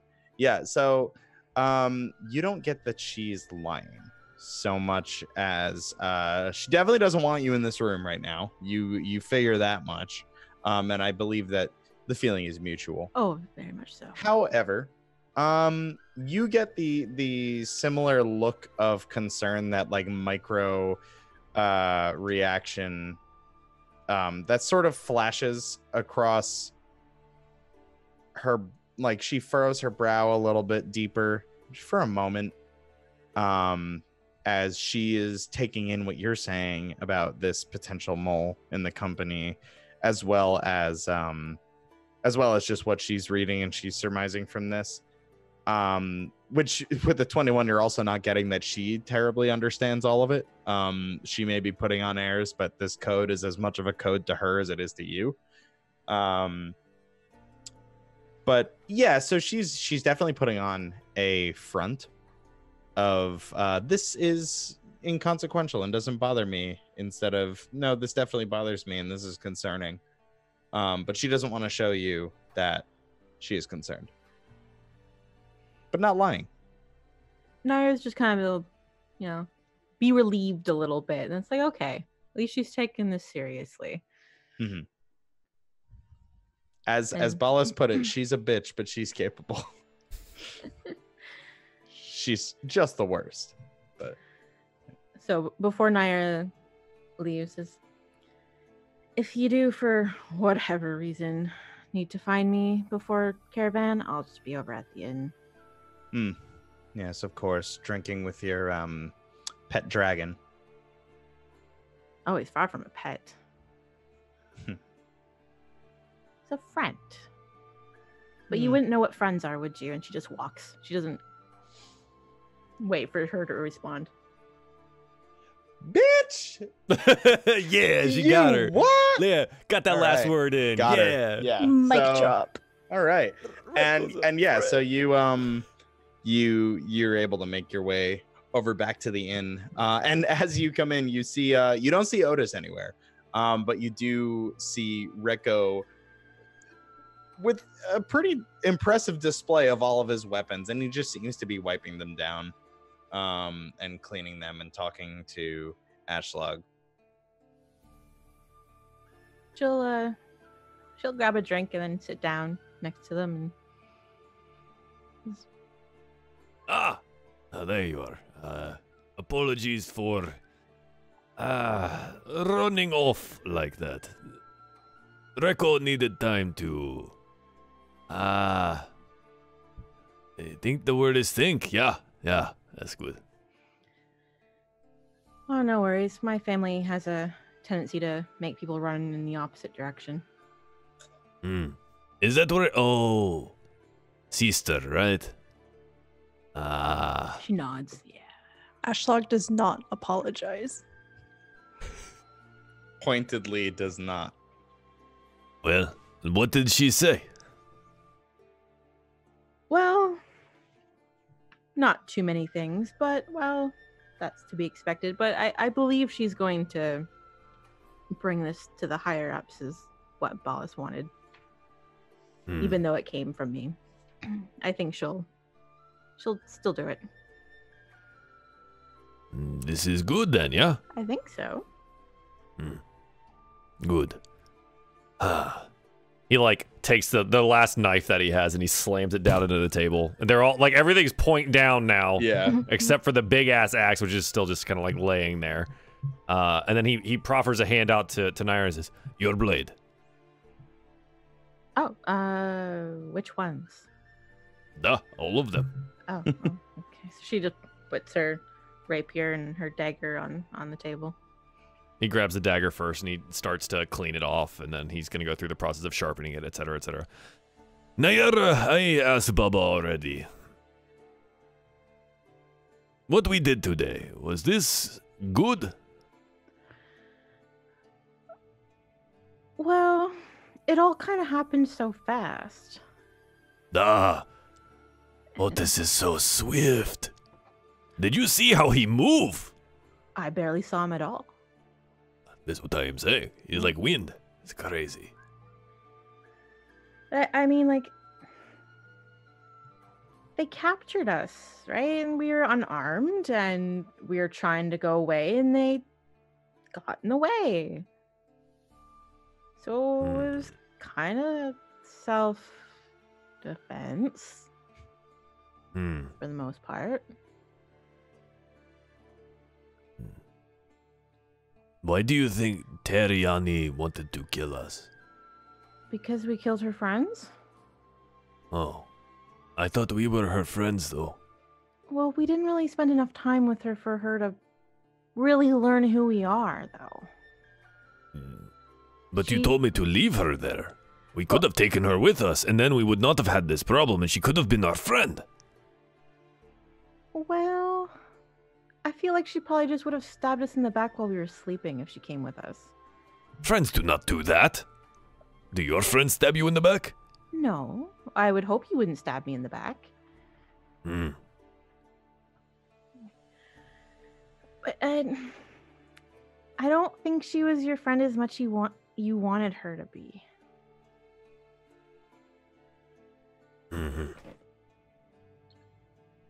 He like crosses his arms after he puts the dagger down. You know, notably, he puts the dagger down and then crosses his arms. I guess I understand. So killing her was okay. Well, she was coming for you. This is true. Like This is true. didn't really have an option at that point. It was either her or you.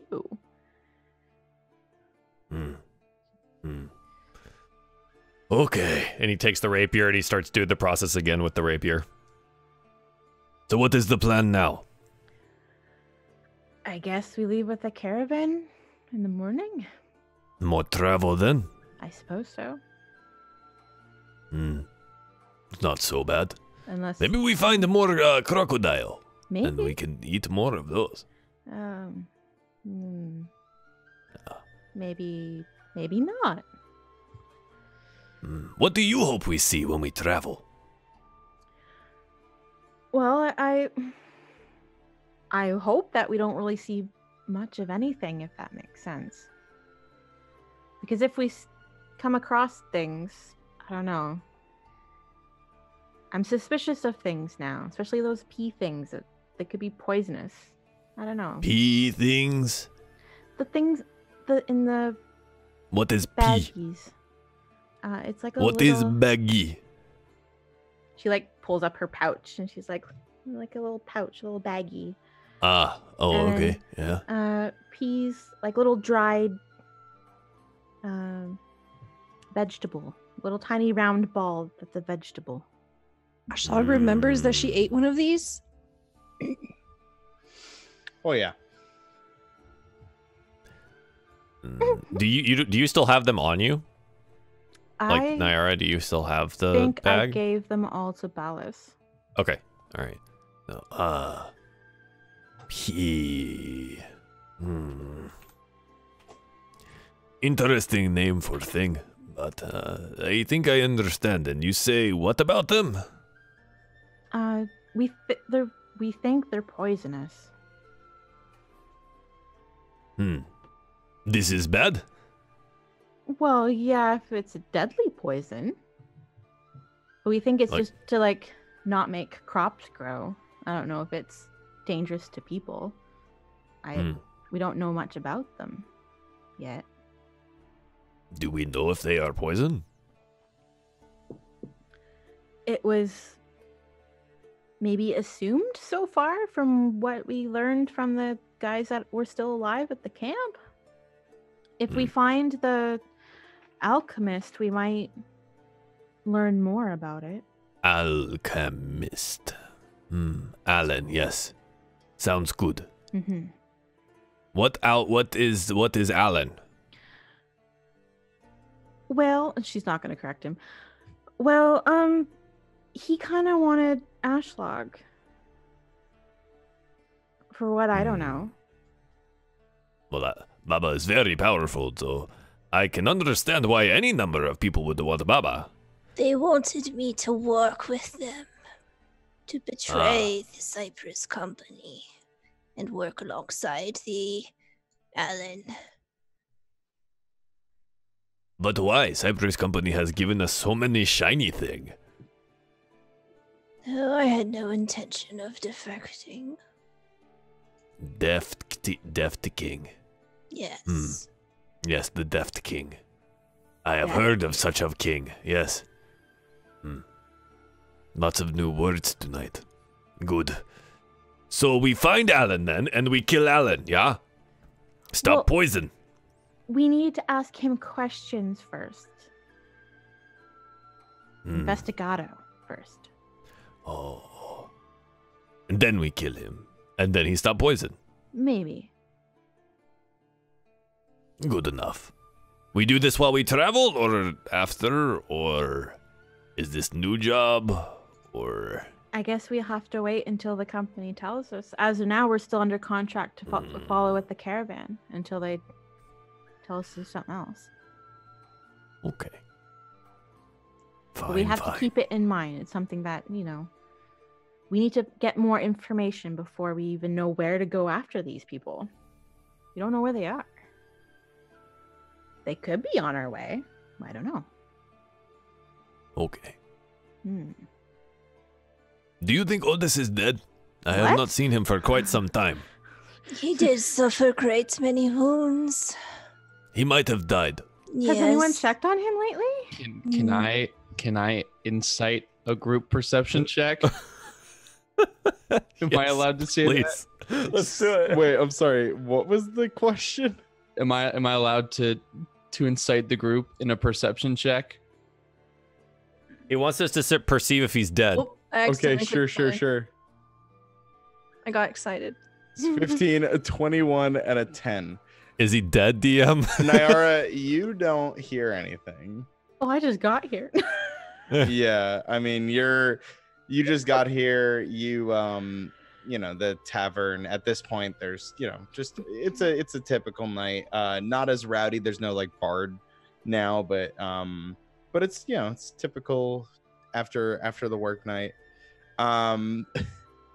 But Ashlog, you hear another couple of like thuds and like maybe some sort of tool whacking against some sort of rock sounding thing. Reko, you hear what sounds like the casting of a spell. and then a fizzle and a like pop, and then a couple of what sounds like pebbles falling on the floor, and then swearing, which you presume to be coming from Otis. Yeah. And then it's followed by some stomping, a door slamming, and then some stomping, and you see Otis come downstairs, right? Yeah, he's I'm not dead up. yet, so... So yeah, and you see, I think this might be the first time you guys ever seen him not wearing his overalls. He's in sort of just like these like common travelers, sort of just like common clothing. But sort of like his chin down and like kind of the top of his, like the top half of his chest is kind of has this like soot, this like black, it's like blackened. And his hair is frazzled, and he's got a bunch of like tools sticking out of his pants that looks like they're there for just like safekeeping or for something. And he walks down, he says to the wherever the bartender is there, Zab, give me a beer. Need a brew. And he sits down at a table and he thinks for a second, and then he looks over and sees you guys. Oh, you guys are here. Well, I'm gonna. And he gets over and he sits at your guys' table. And as he plops down, maybe there's a little bit of soot that rests itself on one of the blades. Recco. He's handing back Nyara's stuff, and he's like putting away his things and all of the various places that they do go. And then he looks to like the last one. It's probably like the hand axe or something. Yeah. He's like, and he picks it up. He pulls his rag back out and he starts cleaning it off again. Well, it seems that you are alive. And he looks over. Ish. You okay? Yeah. No. Yes. Close. I'm almost okay. I'm close to being okay. I need how are you guys doing? I need a beer. I need a drink. I need a drink. And as you turn and you see, like, you come face to face, you're sitting there, you come face to face with this really gruff looking dwarf who just Recco would like another as well, thank you. he just kind of walks off. He seems like a lovely chap. Yeah, big talker. Yeah, so what have you guys been up to? How's it going? What have you been talking about? Oh, we are just going to ignore the fact that he is all covered with dirt and not wearing these coverall. Oh, I've just been working on a few things, just a kind of a pet project, and I needed the leather. So you no longer have the... Well, I mean, really, nothing is ever lost, really. It's just sort of just repurposed into some kind of a... He kind of drones for a second. And he goes, yep. That is very wise. I agree with everything he just said. What did he just say? We were discussing today's excitement. Do you think what we did today was good? Right, I forgot. It's so long ago. I can't believe that was today. Wow. Well, it's not a crime to traipse around in the marshes, but these Morakan folks, these trading forces seem to make it so. At the end of the day, it was self-defense, and I don't regret any of it. I was like, see, yeah, Otis thinks the same thing. I mean, someone raises a sword to you, they should expect the worst. That's all there is to it. This makes sense, yes. Okay, after last time where you say I should not kill all of them and leave them alive and should incapacitado instead of decapitado. Trying to figure out when it is good and when it is bad. In the mountain, we are a lot of killing. Yeah. Don't really have to worry. You face your enemy and you kill them, or they kill you, and it's none of this Southland weirdness. On Southland weirdness, the beer slams down on the table in front of you, and the dwarf just kind of. Thank you. He picks it up and drinks it. He slips away. Well, it is the it's same in the deep marsh. Things make sense there, yeah? Everything either kill you or you kill it. None of this tie up. None of this question. You kill them or you die.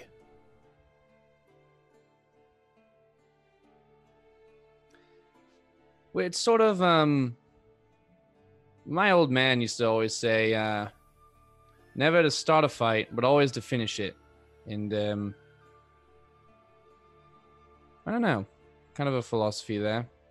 Do with that what you I will. see where you have gotten your wisdom, Otis Cuddy. It is a good one. Rekko will try to live by this. I will no start fight, but I will finish all of the fight. Ah, yeah, I'll drink to that. Ah! Another round. Another! I'm just like imagining it's like a mostly quiet tavern room. Rico's just It's like, yeah, yelling at him now. It's not like dead quiet, but that was definitely outside voice Oh my God. compared to the Outside regular voice. inside voices of the tavern. Oh, good. Yeah. I wouldn't have it any other way. Yeah, exactly. And yeah, so I mean the night passes. You guys drink as the night goes on. Is there anything else you guys want to do? Or shall we Nyara wants a bath. a bath? Yeah.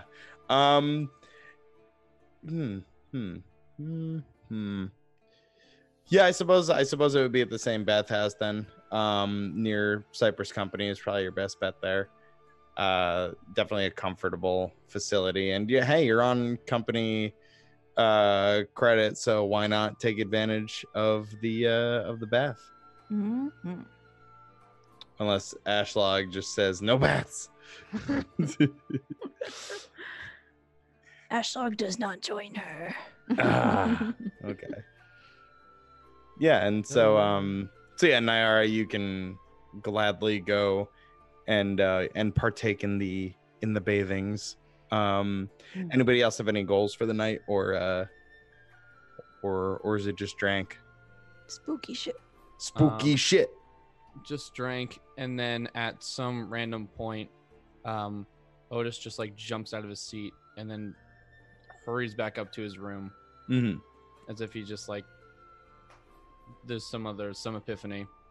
Yeah. You see that? okay. Look at him again, so swift. Immediately up the stairs. I'm assuming Rico's a couple beers in now. It's like, whoa. He's the So Flash. fast. He's so fast. I bet you can run even faster, Rico. Really? Oh. I will try.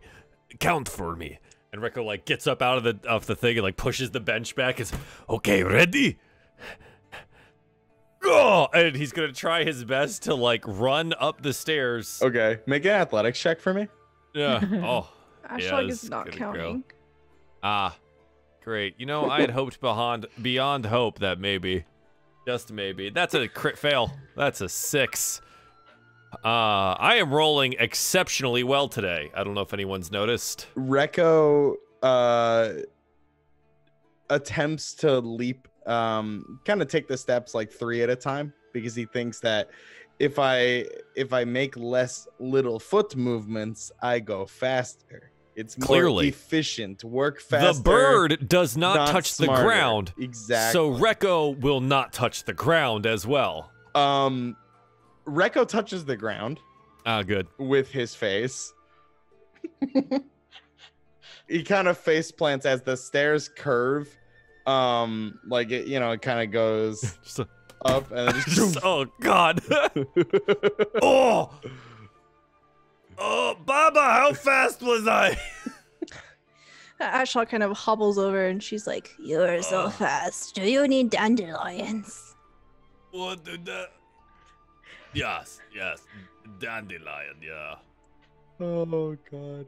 The ceiling spins. I That think is it's amazing. time for bed. Yeah, and so Otis, what was there what caused you to run back up to your room? Is there any particular epiphany? Did you have your aha moment? I think I'd like to imagine he heard a noise from his room, Mm-hmm. and so he ran back up to go check on it. And does he see a mostly finished There iron- is a Mm.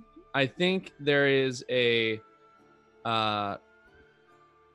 almost finished husk with, and if you look at it at this point, it's kind of like, it almost looks more like a weird stone puppet, Uh-huh. because there's these magical like strings that are kind of wrapped around it, and then are kind of like, there's like some sort of like bluish kind of power that looks like it's coming from inside of it, Mhm. that the strings kind of are pulled from, but the strings are all sort of tangled around, and the center, or the looks like what's supposed to be the center, is kind of like a kilter Mhm. inside of it, and it just looks like, it still looks like it looks like it's might be something soon, Yeah. but what that something is kind of still like Does it make any sounds? I think it makes like a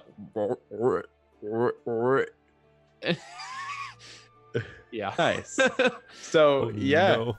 So you hear what is the beginnings of your eureka moment, and you're there and you're close, and you think that if you spend the rest of your night tinkering about and getting a good night's sleep, you know, you would be able to finish this tonight for Yeah. sure. We're real close, boys. Yeah. And so I think Otis from his room kind of has his like eureka, like, and you know, he's working about and closes the door.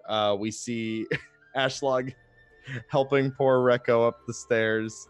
Rekko holding his teeth to make sure he's got them all.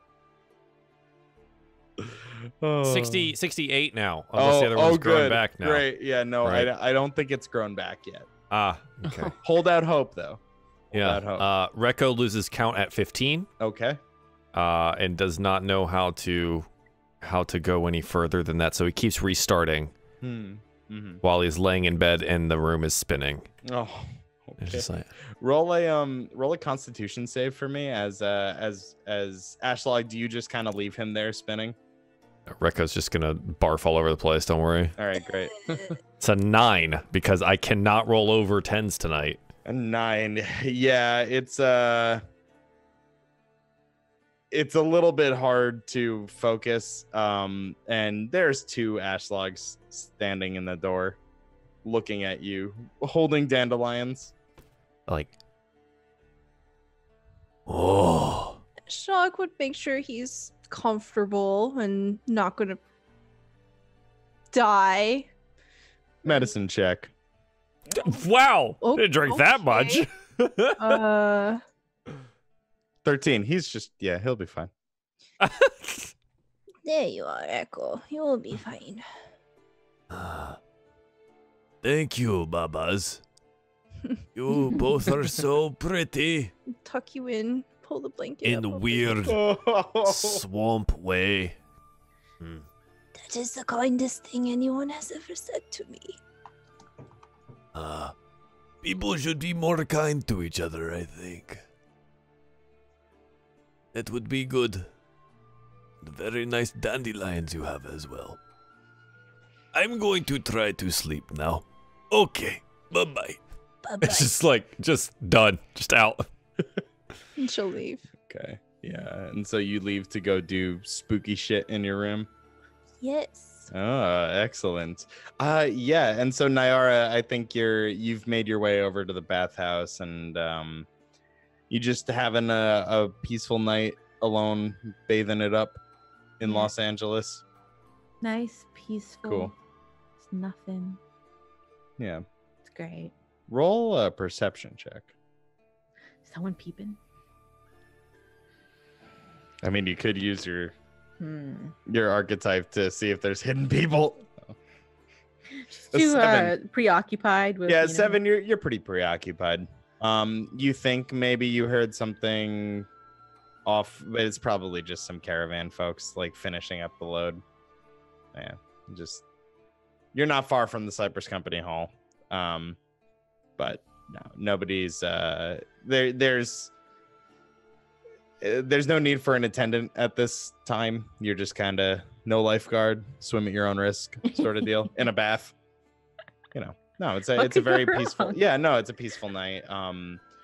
And yeah, you have an overall refreshing bath, and I think you it's not quite a trance mechanically, but I think you really reflect on the different skills and information that you've sort of taken in, and if you guys are to find these 4 people, it will, or at least the one that for certain exists and is directly in contact with MET,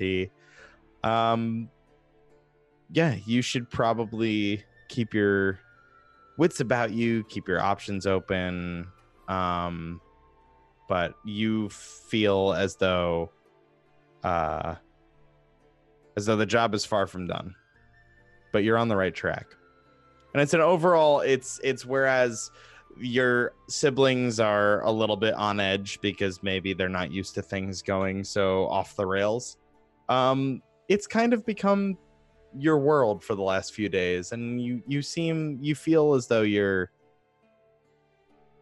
capable, and you got this. You guys got this.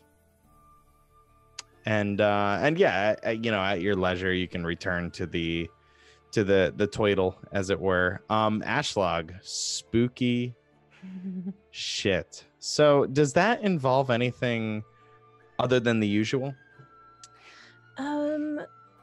Well, so every night, Ashlog has a ritual where she will turn towards the window and have the window open, and she will speak out to the spirit of the marsh, however distant or close it may be.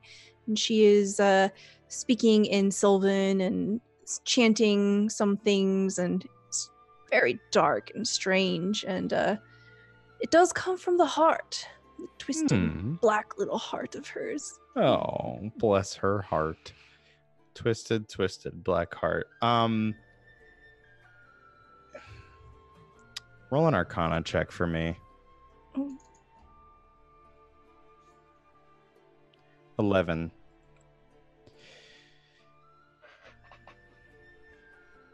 It's faint, but you feel as though echoed back to you in Sylvan. Mother is with you. Got more spooky things. And you see, roll a perception check.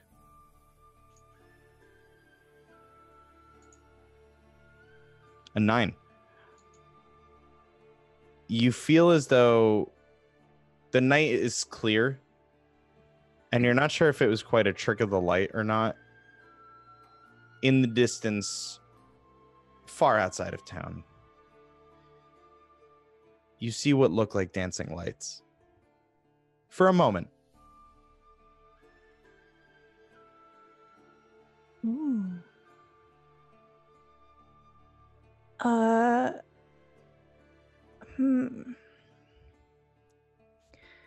Ashlog would be pleased by this. She just kind of smiles and looks at it, and Would she recognize this as something that she might have seen in the deep marshes?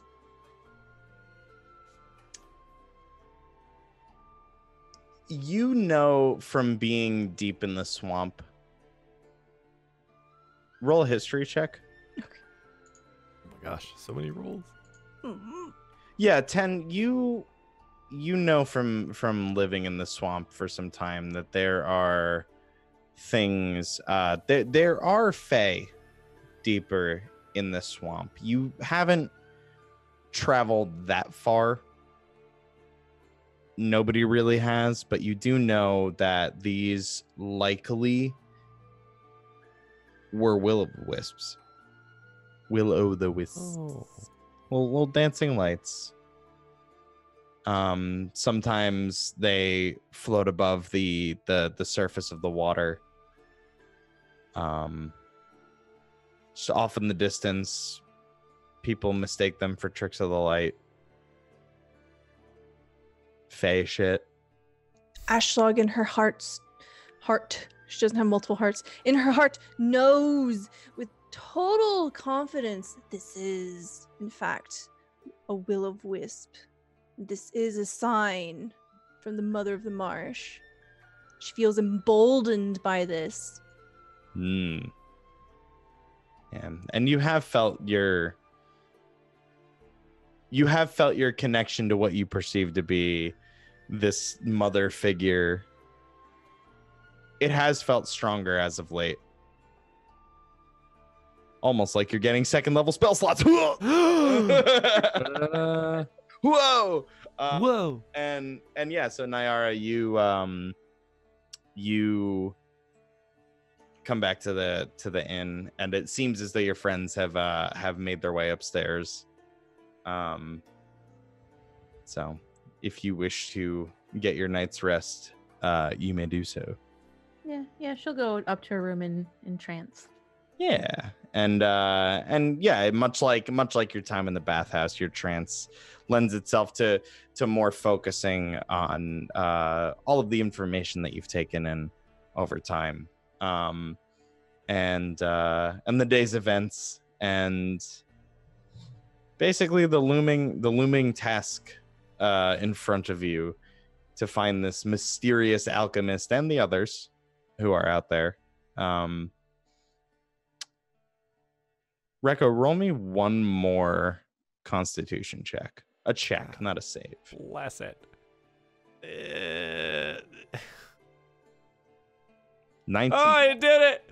Oh, it's above a 10. It's a 19. A 19. Thank God. Rekko, I die, DM. no, your head, while your sleep started sort of restless, I think you saw the many weapons laid out in front of you, and they began to dance and swing and slash, and it's this nice battle scene of Rekko standing there shirtless, out, just like with his giant axe, a little bigger in your dream state, just fighting these invisible enemies. Everything's bigger. And everything is bigger. Everything's bigger. Both of them. I imagine this being like an 80s like metal like album cover, you know what I mean, like on a mountaintop with like an axe instead of a guitar or something like that. And just being so like you're on the rise, and it the alcohol feels like it leaves your system over time, the dream becomes clearer and clearer. And whereas at the beginning of the fight you were taking all of these hits and your rage was dulling them, but you were being overwhelmed very quickly. And I feel like as you fought more, there grew this aura, and lightning strikes behind you, and suddenly you're filled with clarity and power, and you start easily dispatching these shadow enemies. The weapons fall, they break in half. It's like you've been fighting your entire life. And I think you you feel a hand on your shoulder, and you turn quickly, thinking it's one more enemy. And it's another bronze dragonborn. You've never seen another bronze dragonborn.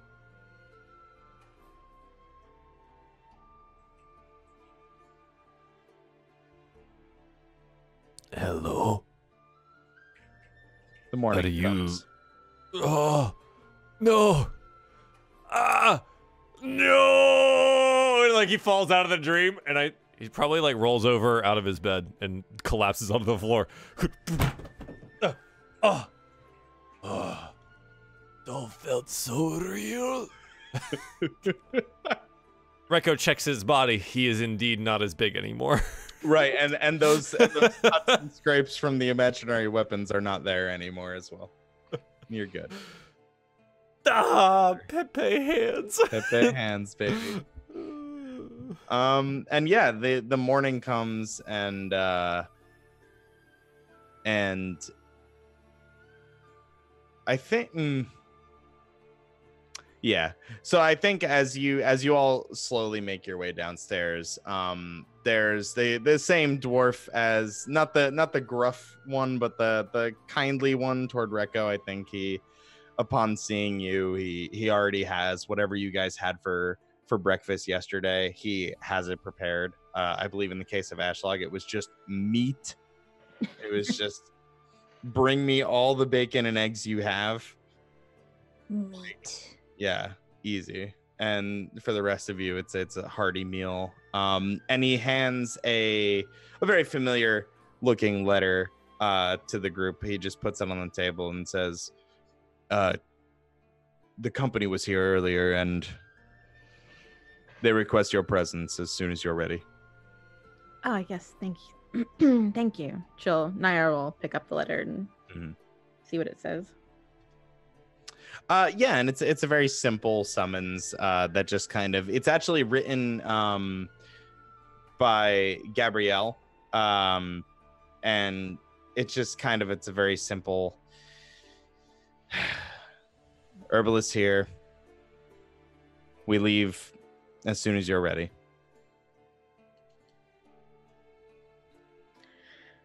Well, looks like we're leaving after breakfast.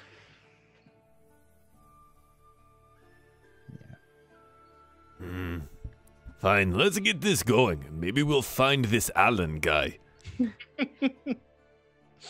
Alan. Nair will take a minute. And be like, oh, right. Alchemist. Alan, are we looking for an Alan? Nah, Alan. Alchemist. He makes poison.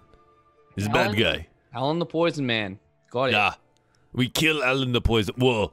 Alan the Poison. We question Alan the Poison Man. All right. He All make right. poison pea. That's disgusting. That's terrible. Nah.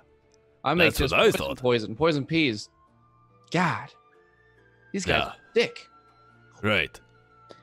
Right. What are you thinking pea is? Because I was told pea is like little round vegetable.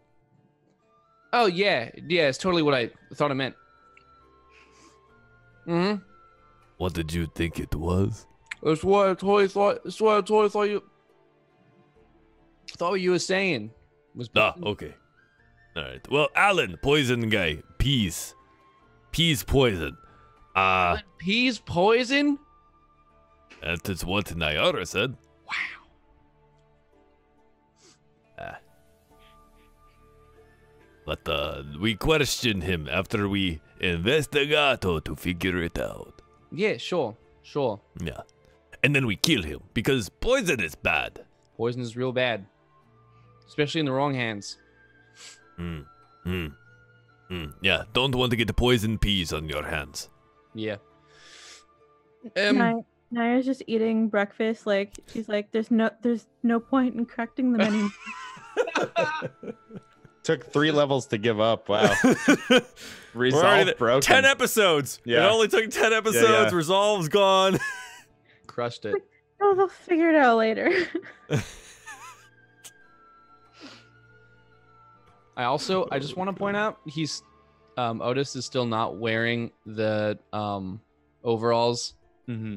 He's now wearing, but he's wearing like a chainmail shirt now, and there's some like leather strapping, kind of like tying him down into it.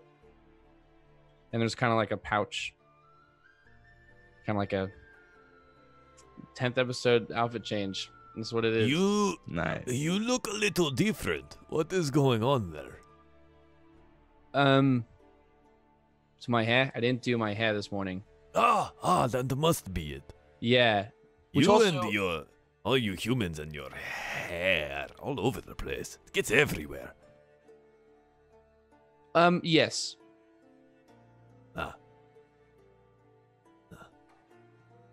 I also, I've been working, and I finally cracked it. I have something to show you guys. If we're gonna be doing this thing together, I figure I ought to just introduce you. It's not here. Introduce It's in us? my room. Yeah. Do we go up to Well, we can enjoy our breakfast. And Otis had company last night. We are going to meet them. yeah. Otis, you did not say that you had a lover. What? Did you It's clean not- your room? No. You said we were going to go meet someone and they are in your room. Why else would they be in your room in the morning? We should bring them breakfast. Your Yeah, room was a well, mess. they don't really eat. Also, not a lover. They don't eat. Something else.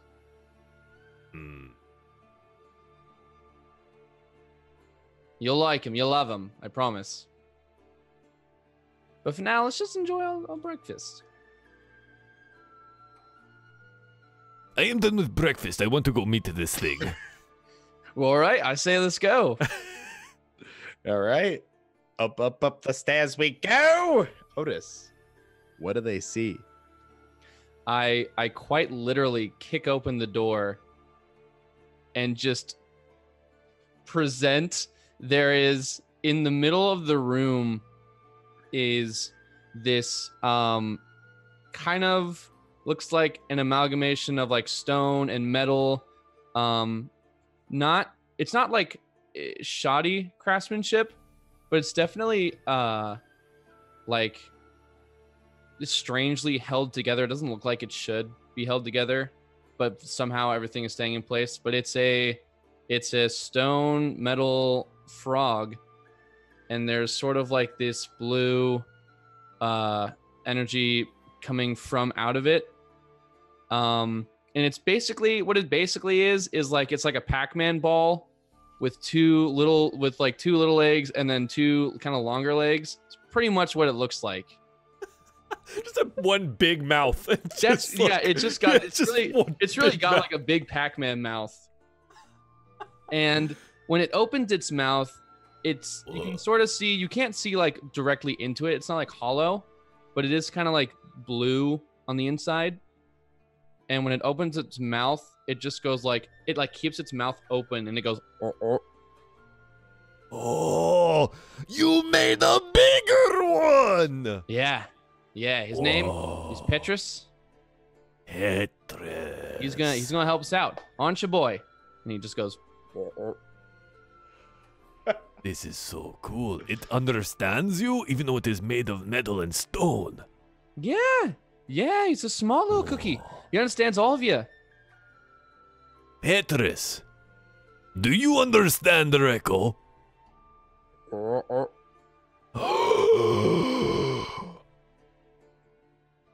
This is much better than you hiding a lover from us. I love this. Sure. Yeah. Of course. Does it eat? No. Well, I guess that means more food for us, huh? It Yeah. has very big mouth. I'd be very worried if it actually could eat, because then maybe we wouldn't be able to eat ourselves. What does it do? He is fully combat ready. I have created this little friend here to help us out in our adventures. I figured we could use the help. He's our battle buddy? Mm-hmm. I like it. This is a great idea. Otis, how do you keep coming up with wonderful ideas? Well, what can I say? It's kind of a cutty thing, huh? Oh boy. Is that the joke? And I kind of walk over to the frog and I like slap it like the side of a car. Just like, this is a good one. This bad boy fits so many flies. Oh boy. Oh, no. And it's like a medium-sized creature, so Yep. it's like the size of like a wolf, Medium-sized or like construct. the size of a giant frog. It's the size of the frogs that you guys fought. It's Yeah. big lad. Wow. This is very good, Otis. You will not lose your frog if it is so large. See, told you I'd find him. Is this normal in Southland to have things like this? No, slap. No. This will draw so much attention to us. We will stick out like sore thumb. Isn't it great? Slap. Said the dragonborn next to the swamp, Yeah. Oh yeah. next to Oh, yeah. Princess of Cypress. Yeah. Oh yeah. The The actual irony is frog leg lost on it. him. Well, if anyone doesn't like it, I suppose we could just put them inside of that really large mouth that it has, and we can have them sit there and we can laugh at them. It's a good. That's the way to go. Okay. Does it move, like walk around on its own? Yeah. Come on, Oh. Petrus, let's go. And he hops. I don't know. He moves. Like Hops is just like, Does it? I don't know. I'm trying to think in my head if it hops like a frog or it just like waddles. He's just like fat waddle. it's just this awkward like sort of just like four-legged crawl, but like its front legs are Turtle? longer. If it does that, and then think about it in combat situations when it has to run, and it's just like fast think- waddle. It I just think- rolls. It what do horses do when they run? What's that called? Gallop? They Canter? gallop. Yeah, I think he Or gallops. yeah. Ah. I think that's Ah. how that works. Oh my Like just god. mechanically. I mean, his That makes speed me is happy. his speed is what, like 40? His speed is 40 feet. He's Yeah. faster than all of us. Actually, Yeah. maybe not Naira, but Love it. He just rolls. That's You just insane. bowl him. I love it. I hate it. I guess we waddle down the stairs Okay. and go Yeah, Petrus to our kinda just job. Conk, conk, conk, conk. Yeah. We go The- to our job, I guess. Yeah, and so as Yeah.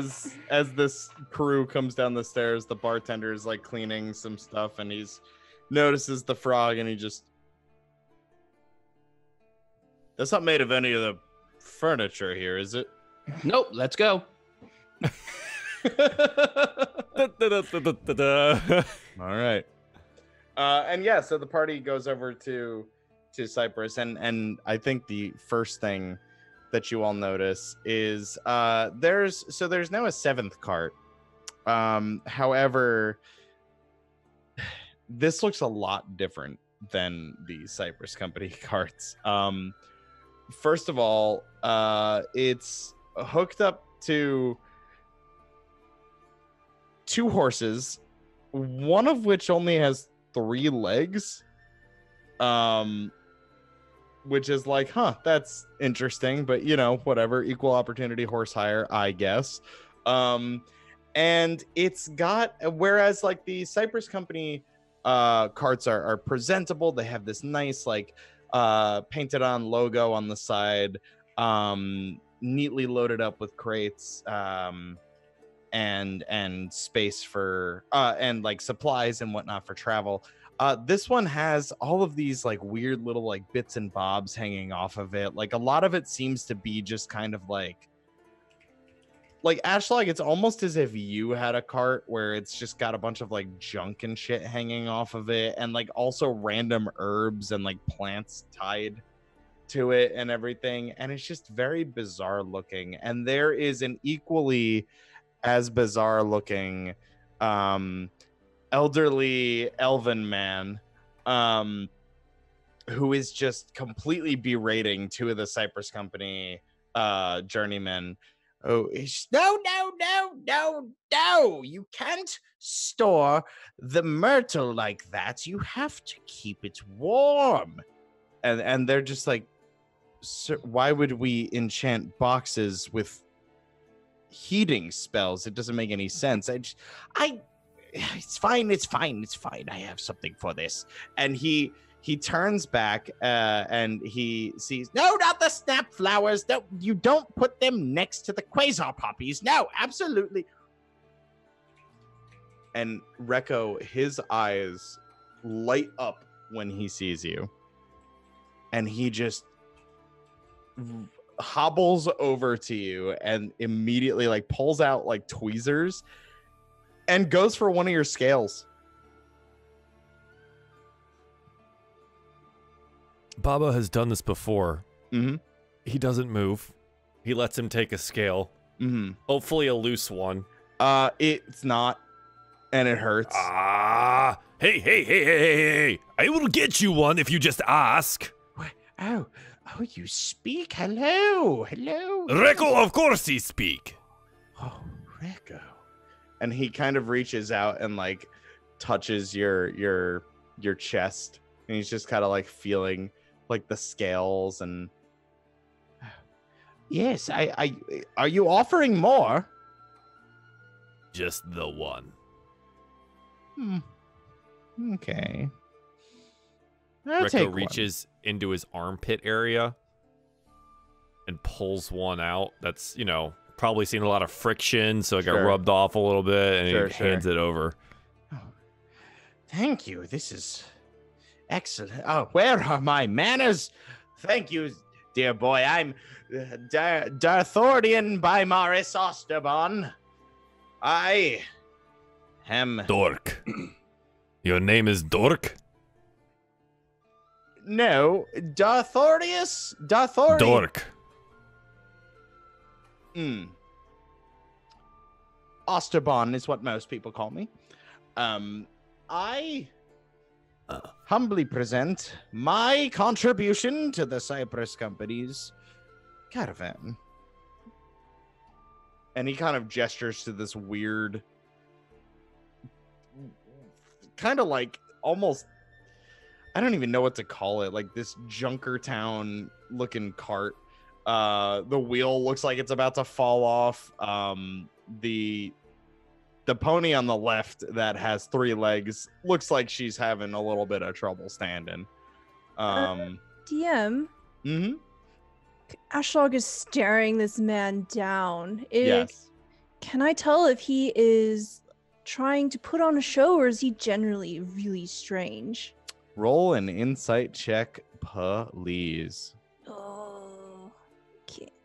He's clearly lying about his name not being Dork, so we've got that under control. I can't even pronounce his name. I'm having trouble with it.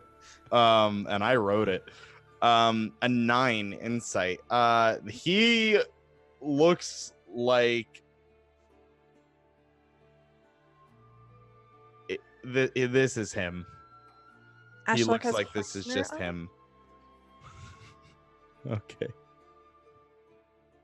Has Ashlog found love? Oh goodness. And yeah, so he sort of comes up from his bow a little sore, and he just, I apologize for my tardiness. You see, the roads here were a little bit of an issue for Gouty Sally ever since she used to just be Sally, and then the gout set in, and well, you can understand. I'm sure I'll find a remedy to grow her leg back. I wonder if that's possible. Have you ever lost a leg? I hear that lizards can lose their tail and it regrows. Can I cut a piece off of your tail and test this theory? No. Well, okay, then some other time, maybe. Gabrielle! I think all is in order here, if you don't mind. Gabrielle the entire time has been leaning against the Cypress Company hall, just just hand on face, just like doesn't want to be seen by this guy because it's like secondhand embarrassment for her right now that she was hoping to catch you before he did. And oh boy, this guy is a lunatic. And this seems to be the herbalist that was aforementioned from the town of Osterbahn, for which he is also named, or for which it is also named for him. Words are fun. Is he still standing in front of us? Yeah, so he turns to her and then he turns back and he's just kind of still he's turning the scale over in his hands and takes a little like knapsack out of a little like pouch rather out of his knapsack and just safely tucks it away and pulls out a little pen and sort of catalogs it, but he just kind of seems to scribble on it and then put it in a different pocket in the bag. And then he looks back and just, are you sure I can't trouble you for one more? You do not even know me, and you are already asking for things of me. What do you have for trade? I give you something already. Well, I've contributed my portion to the caravan. I suppose I can. I am not the caravan. I am Reko. Contribute to me. Do you?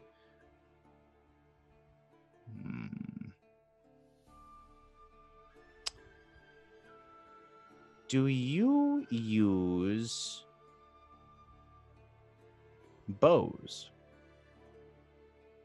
He like points at the bow on his shoulder.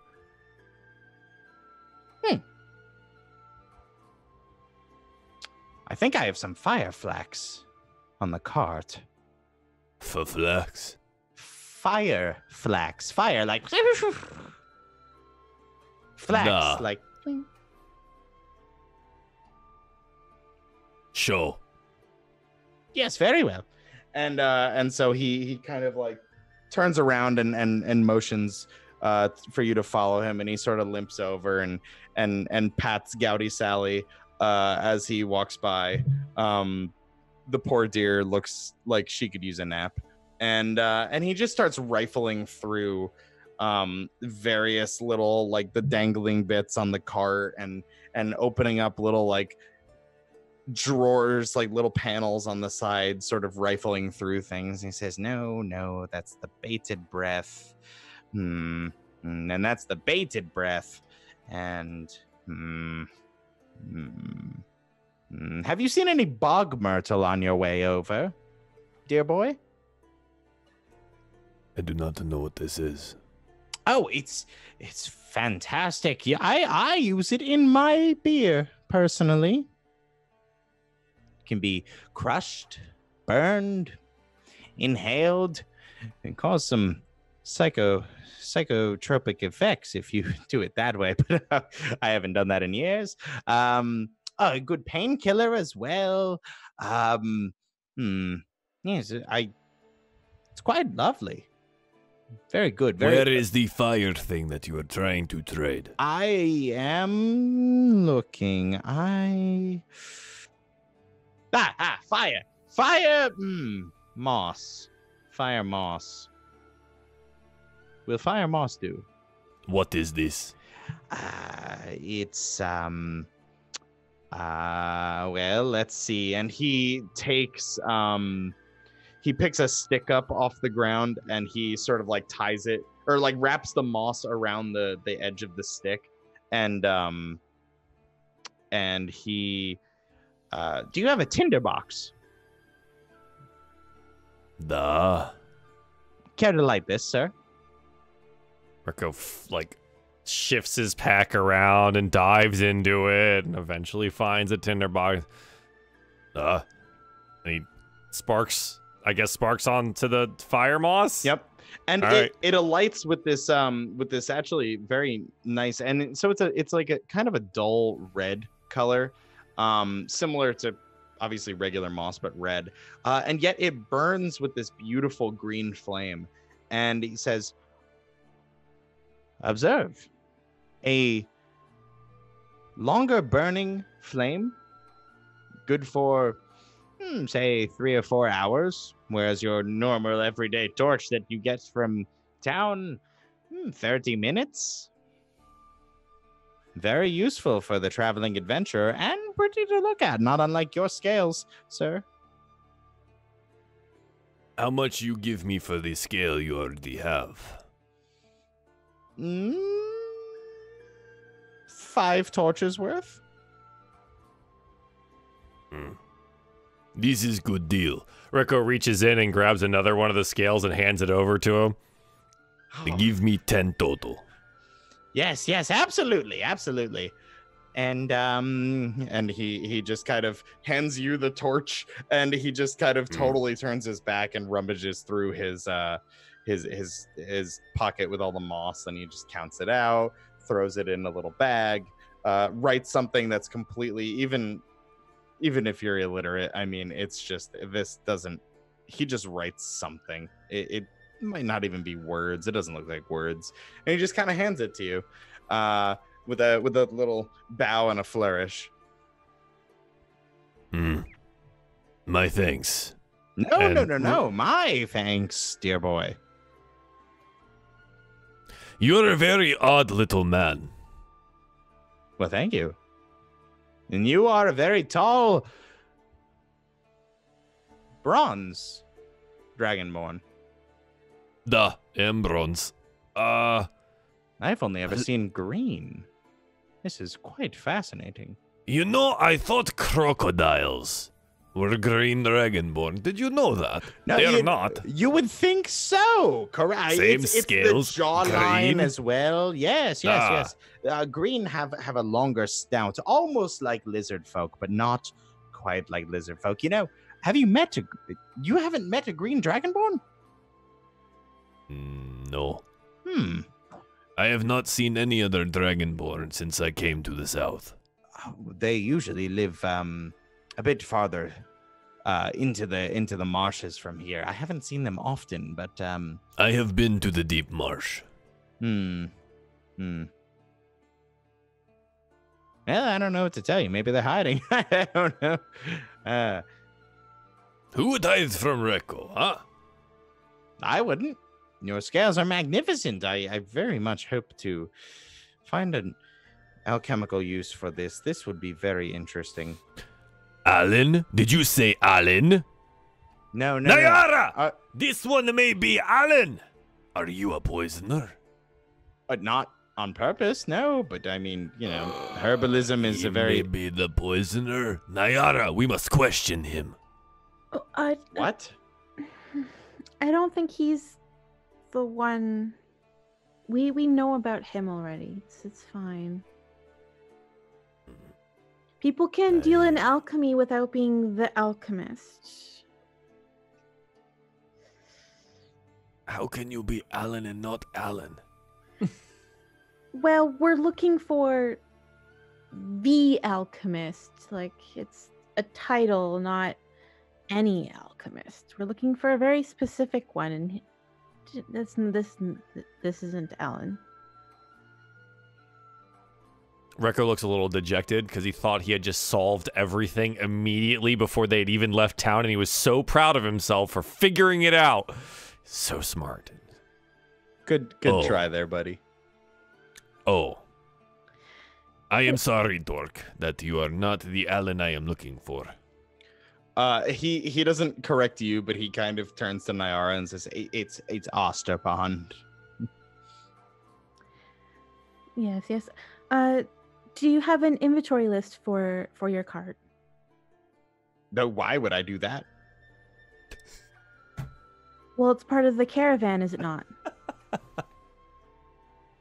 Well, not my cart. No, I brought some things. So your things are already with the caravan? Mm-hmm. On the Cypress carts. Oh, yes. Right over there is the... No, don't put the Zephyr Bloom with the Rose of Dawn. They are too... Yes, over this. I'm not finished. And do you have an inventory list for those items? Why would I do that? Oh, so we know what's in them. So we can properly take care of them. So we know not to put Rosenblatts with pumpkin berries. Pumpkin berries aren't in season, my girl. Don't be silly. Well, we would need an inventory list to know that, wouldn't we? Oh, well, I think they're handling that. It's fine. It's fine. Could you jot one down real quick? Very well, very well. And he holds his hand out, kind of for like. He just holds his hand out, looking like rifling through his pockets. Would you like to use my notebook? You can write it in my notebook. Oh yes. And so he takes your notebook. He takes a pen, and he writes very meticulously. Whereas when he was scribbling on bags, it was just kind of scribbles, just that. And he spends a good like 15 minutes just writing, and it's almost like an uncomfortably long time writing. And he kind of like walks around and he's counting and tallying, and he comes back to you and he hands you the notebook. There you are, my dear. I trust it is to your liking. She'll go over it, and it is, and for your trouble of taking the time, and she'll give him a silver coin. Oh, excellent. Oh, I wonder if silver. Do you have? Can you break this and give me bronze? I wonder if the bronze in that will react to the bronze in his scales. Oh. Sure. She'll.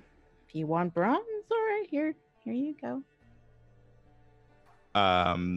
Also, Nyara, did you look at the notebook? As she's giving the coins, she'll be looking at it to make sure it's legible.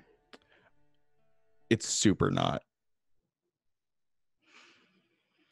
There's numbers, you can see tally marks, but everything else is just kind of all over the map.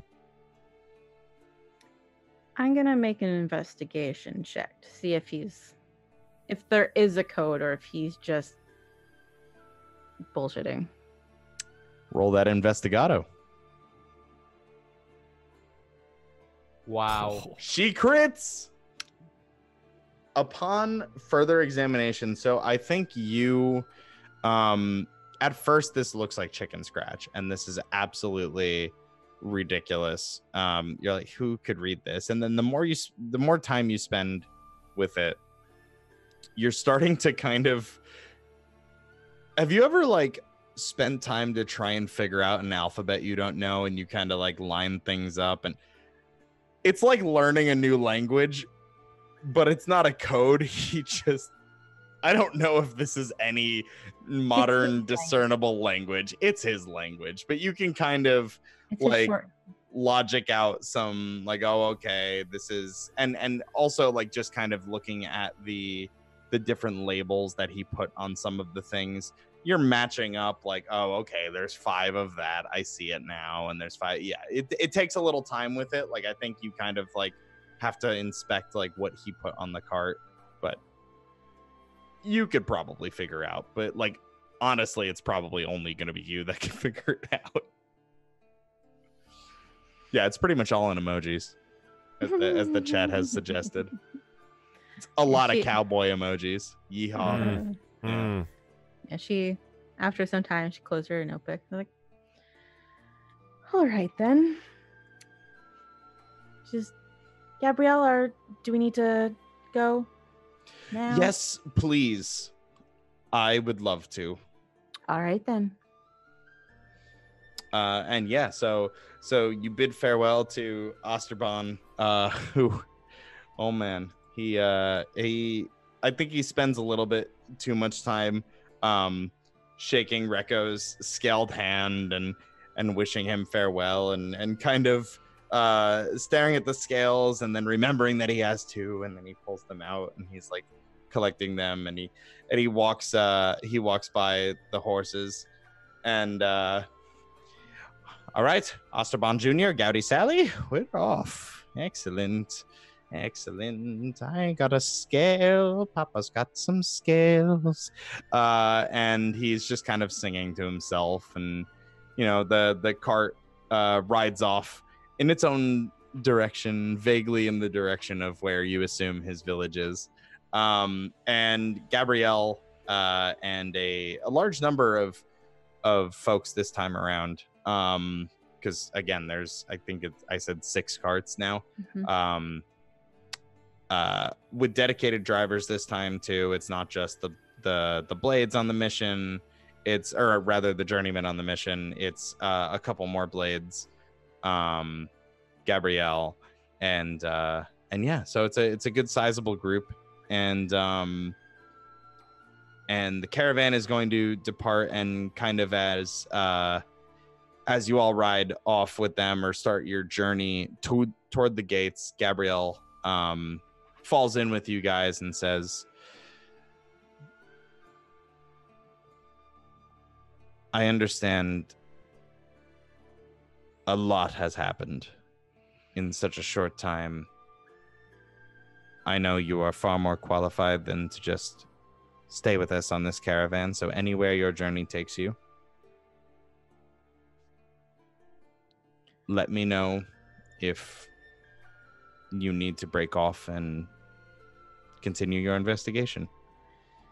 You've done great work so far, all 4 of you. She'll nod and look back, and the people that they brought, like, they'd be able to handle themselves if we had to break off. Like they. Oh look yeah, like that. absolutely. I mean, like I said, like it's not just like whereas the first leg of the journey was just kind of like this small splinter group, like of just, you didn't even need drivers really. It seems that the more further north they go, they add on more of kind of like the muscle and the face of Cypress, as it were. You know that as they get higher or farther up north rather, Nyara, they'll probably have some actual tradesmen on the caravan as well to do like the talking and the business end of things. Caravan would definitely be cool without you guys. So I think it's just kind of like whatever comes on the road. But yeah, I mean, if y'all are leaving with the caravan, I mean, I think that's a good place as any to leave this for the time being. Yeah, I think so. We start our new leg of our adventure, slightly more powerful, a little bit more healthy, and definitely with new things on the horizon and new investigatoing to do, as we are totally good at that. Super Totally good. At that. You cracked my alchemist puzzle right there. Did it right. Nailed it. That's the guy. Thank you, everybody, for tuning in to DieFall Cypress episode 10. I do appreciate it. Let's do some shout-outs. Nick, where can the people find you at? Yo, people, you can find me over at twitch.tv/Nick Hibbles. I'm over there on Wednesdays doing a show called NPC Lab with a buddy of mine. It was where we make Dungeons & Dragons 5th edition NPCs for DMs and anyone to use. We've done Danny DeVito, Sonic the Hedgehog, and most recently last night was it was so bananas. It was so bad.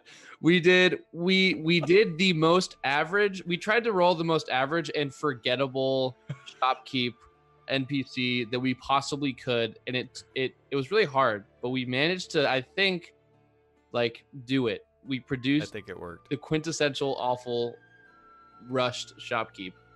I love it. It was great. So yeah, check me out over there, and I'll also be over on a drop case on Spotify. We have some new music coming out soon, so go ahead and look us up. Dropcase. Excellent. Thank you, sir. Those Twitter teasers have me hyped. Yeah, baby. Stella, where can the people find you at? Hello. I am Stella Luna here on Twitch. I am a variety streamer. I do stuff of the artsy-fartsy kind, and I also play D&D.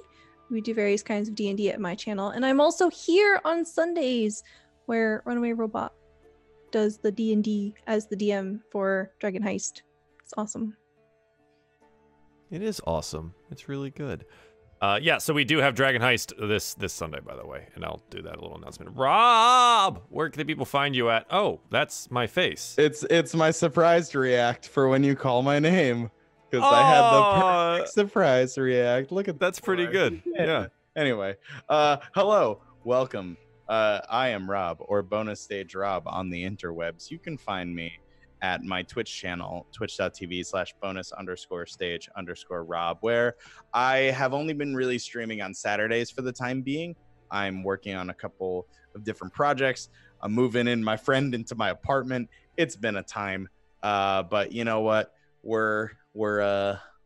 I've got some stuff in the works, some TTRPG things, some general me things. But you can find me DMing here on just about any Thursday of the month with these wonderful people. Or this Sunday, you can also find me at twitch.tv/game nights. That's game with 2 G's and a K in nights. Doing a Monster of the Week campaign where I play Travis Kelly. He is a Steely boy. He's just, he's a good boy who likes to burgle things, just anything in particular, but he also likes to slay monsters. It's a good time. So yeah. Thank you, Rob. Lady May, who's blonde today, and that all rhymed and was wonderful. Where can people find you at?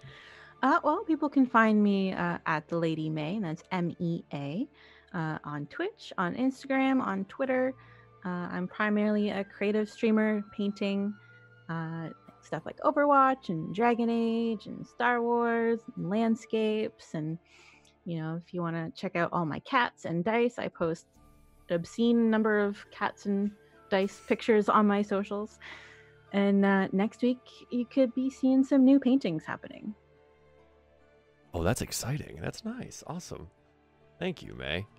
Hi, I'm Runaway Robot. It's my channel, so you probably already know that. But if you don't, hey, that's me. We do Dungeons & Dragons content on this channel, as well as I'm a variety streamer here on Twitch. We have been slowly and steadily going through Fire Emblem 3 houses, playing the Black Eagles house, and I am busy collecting all the waifus. That is my goal. We collect all the waifus. They are all in our house. And we're going to have fun with all of them and have tea time with everyone. So that's currently what I'm working on. The last thing I do want to make an announcement for this show. Next week is Dragon Con. Oh, shit. I won't be here. So next Thursday, we are canceling DieFall Cypress. That's what you think. I'm streaming it. Okay. Okay. But if we are able to reschedule a date, and if the cast is okay with that, I should have brought this up, but work's been absolutely nuts. We have potential to do other days or double up on a week or something like that. But yeah, next week is Dragon Con. So if you're in the Atlanta area and you're going to D-Con, get your big D's. I'll be there, and hit me up on Twitter or something, because I'll be posting all that shit, and I'll be hanging out and playing Dungeons & Dragons and board games and fun video games and going to panels and all that jazz. It's going to be a lot of fun. Dragon Heist is this Sunday at 3 p.m. Eastern Standard Time, and I think that's about it for us this evening. Thank you, everybody, for tuning in. I super duper appreciate all of your love and support. Follow all these wonderful people on their socials and things.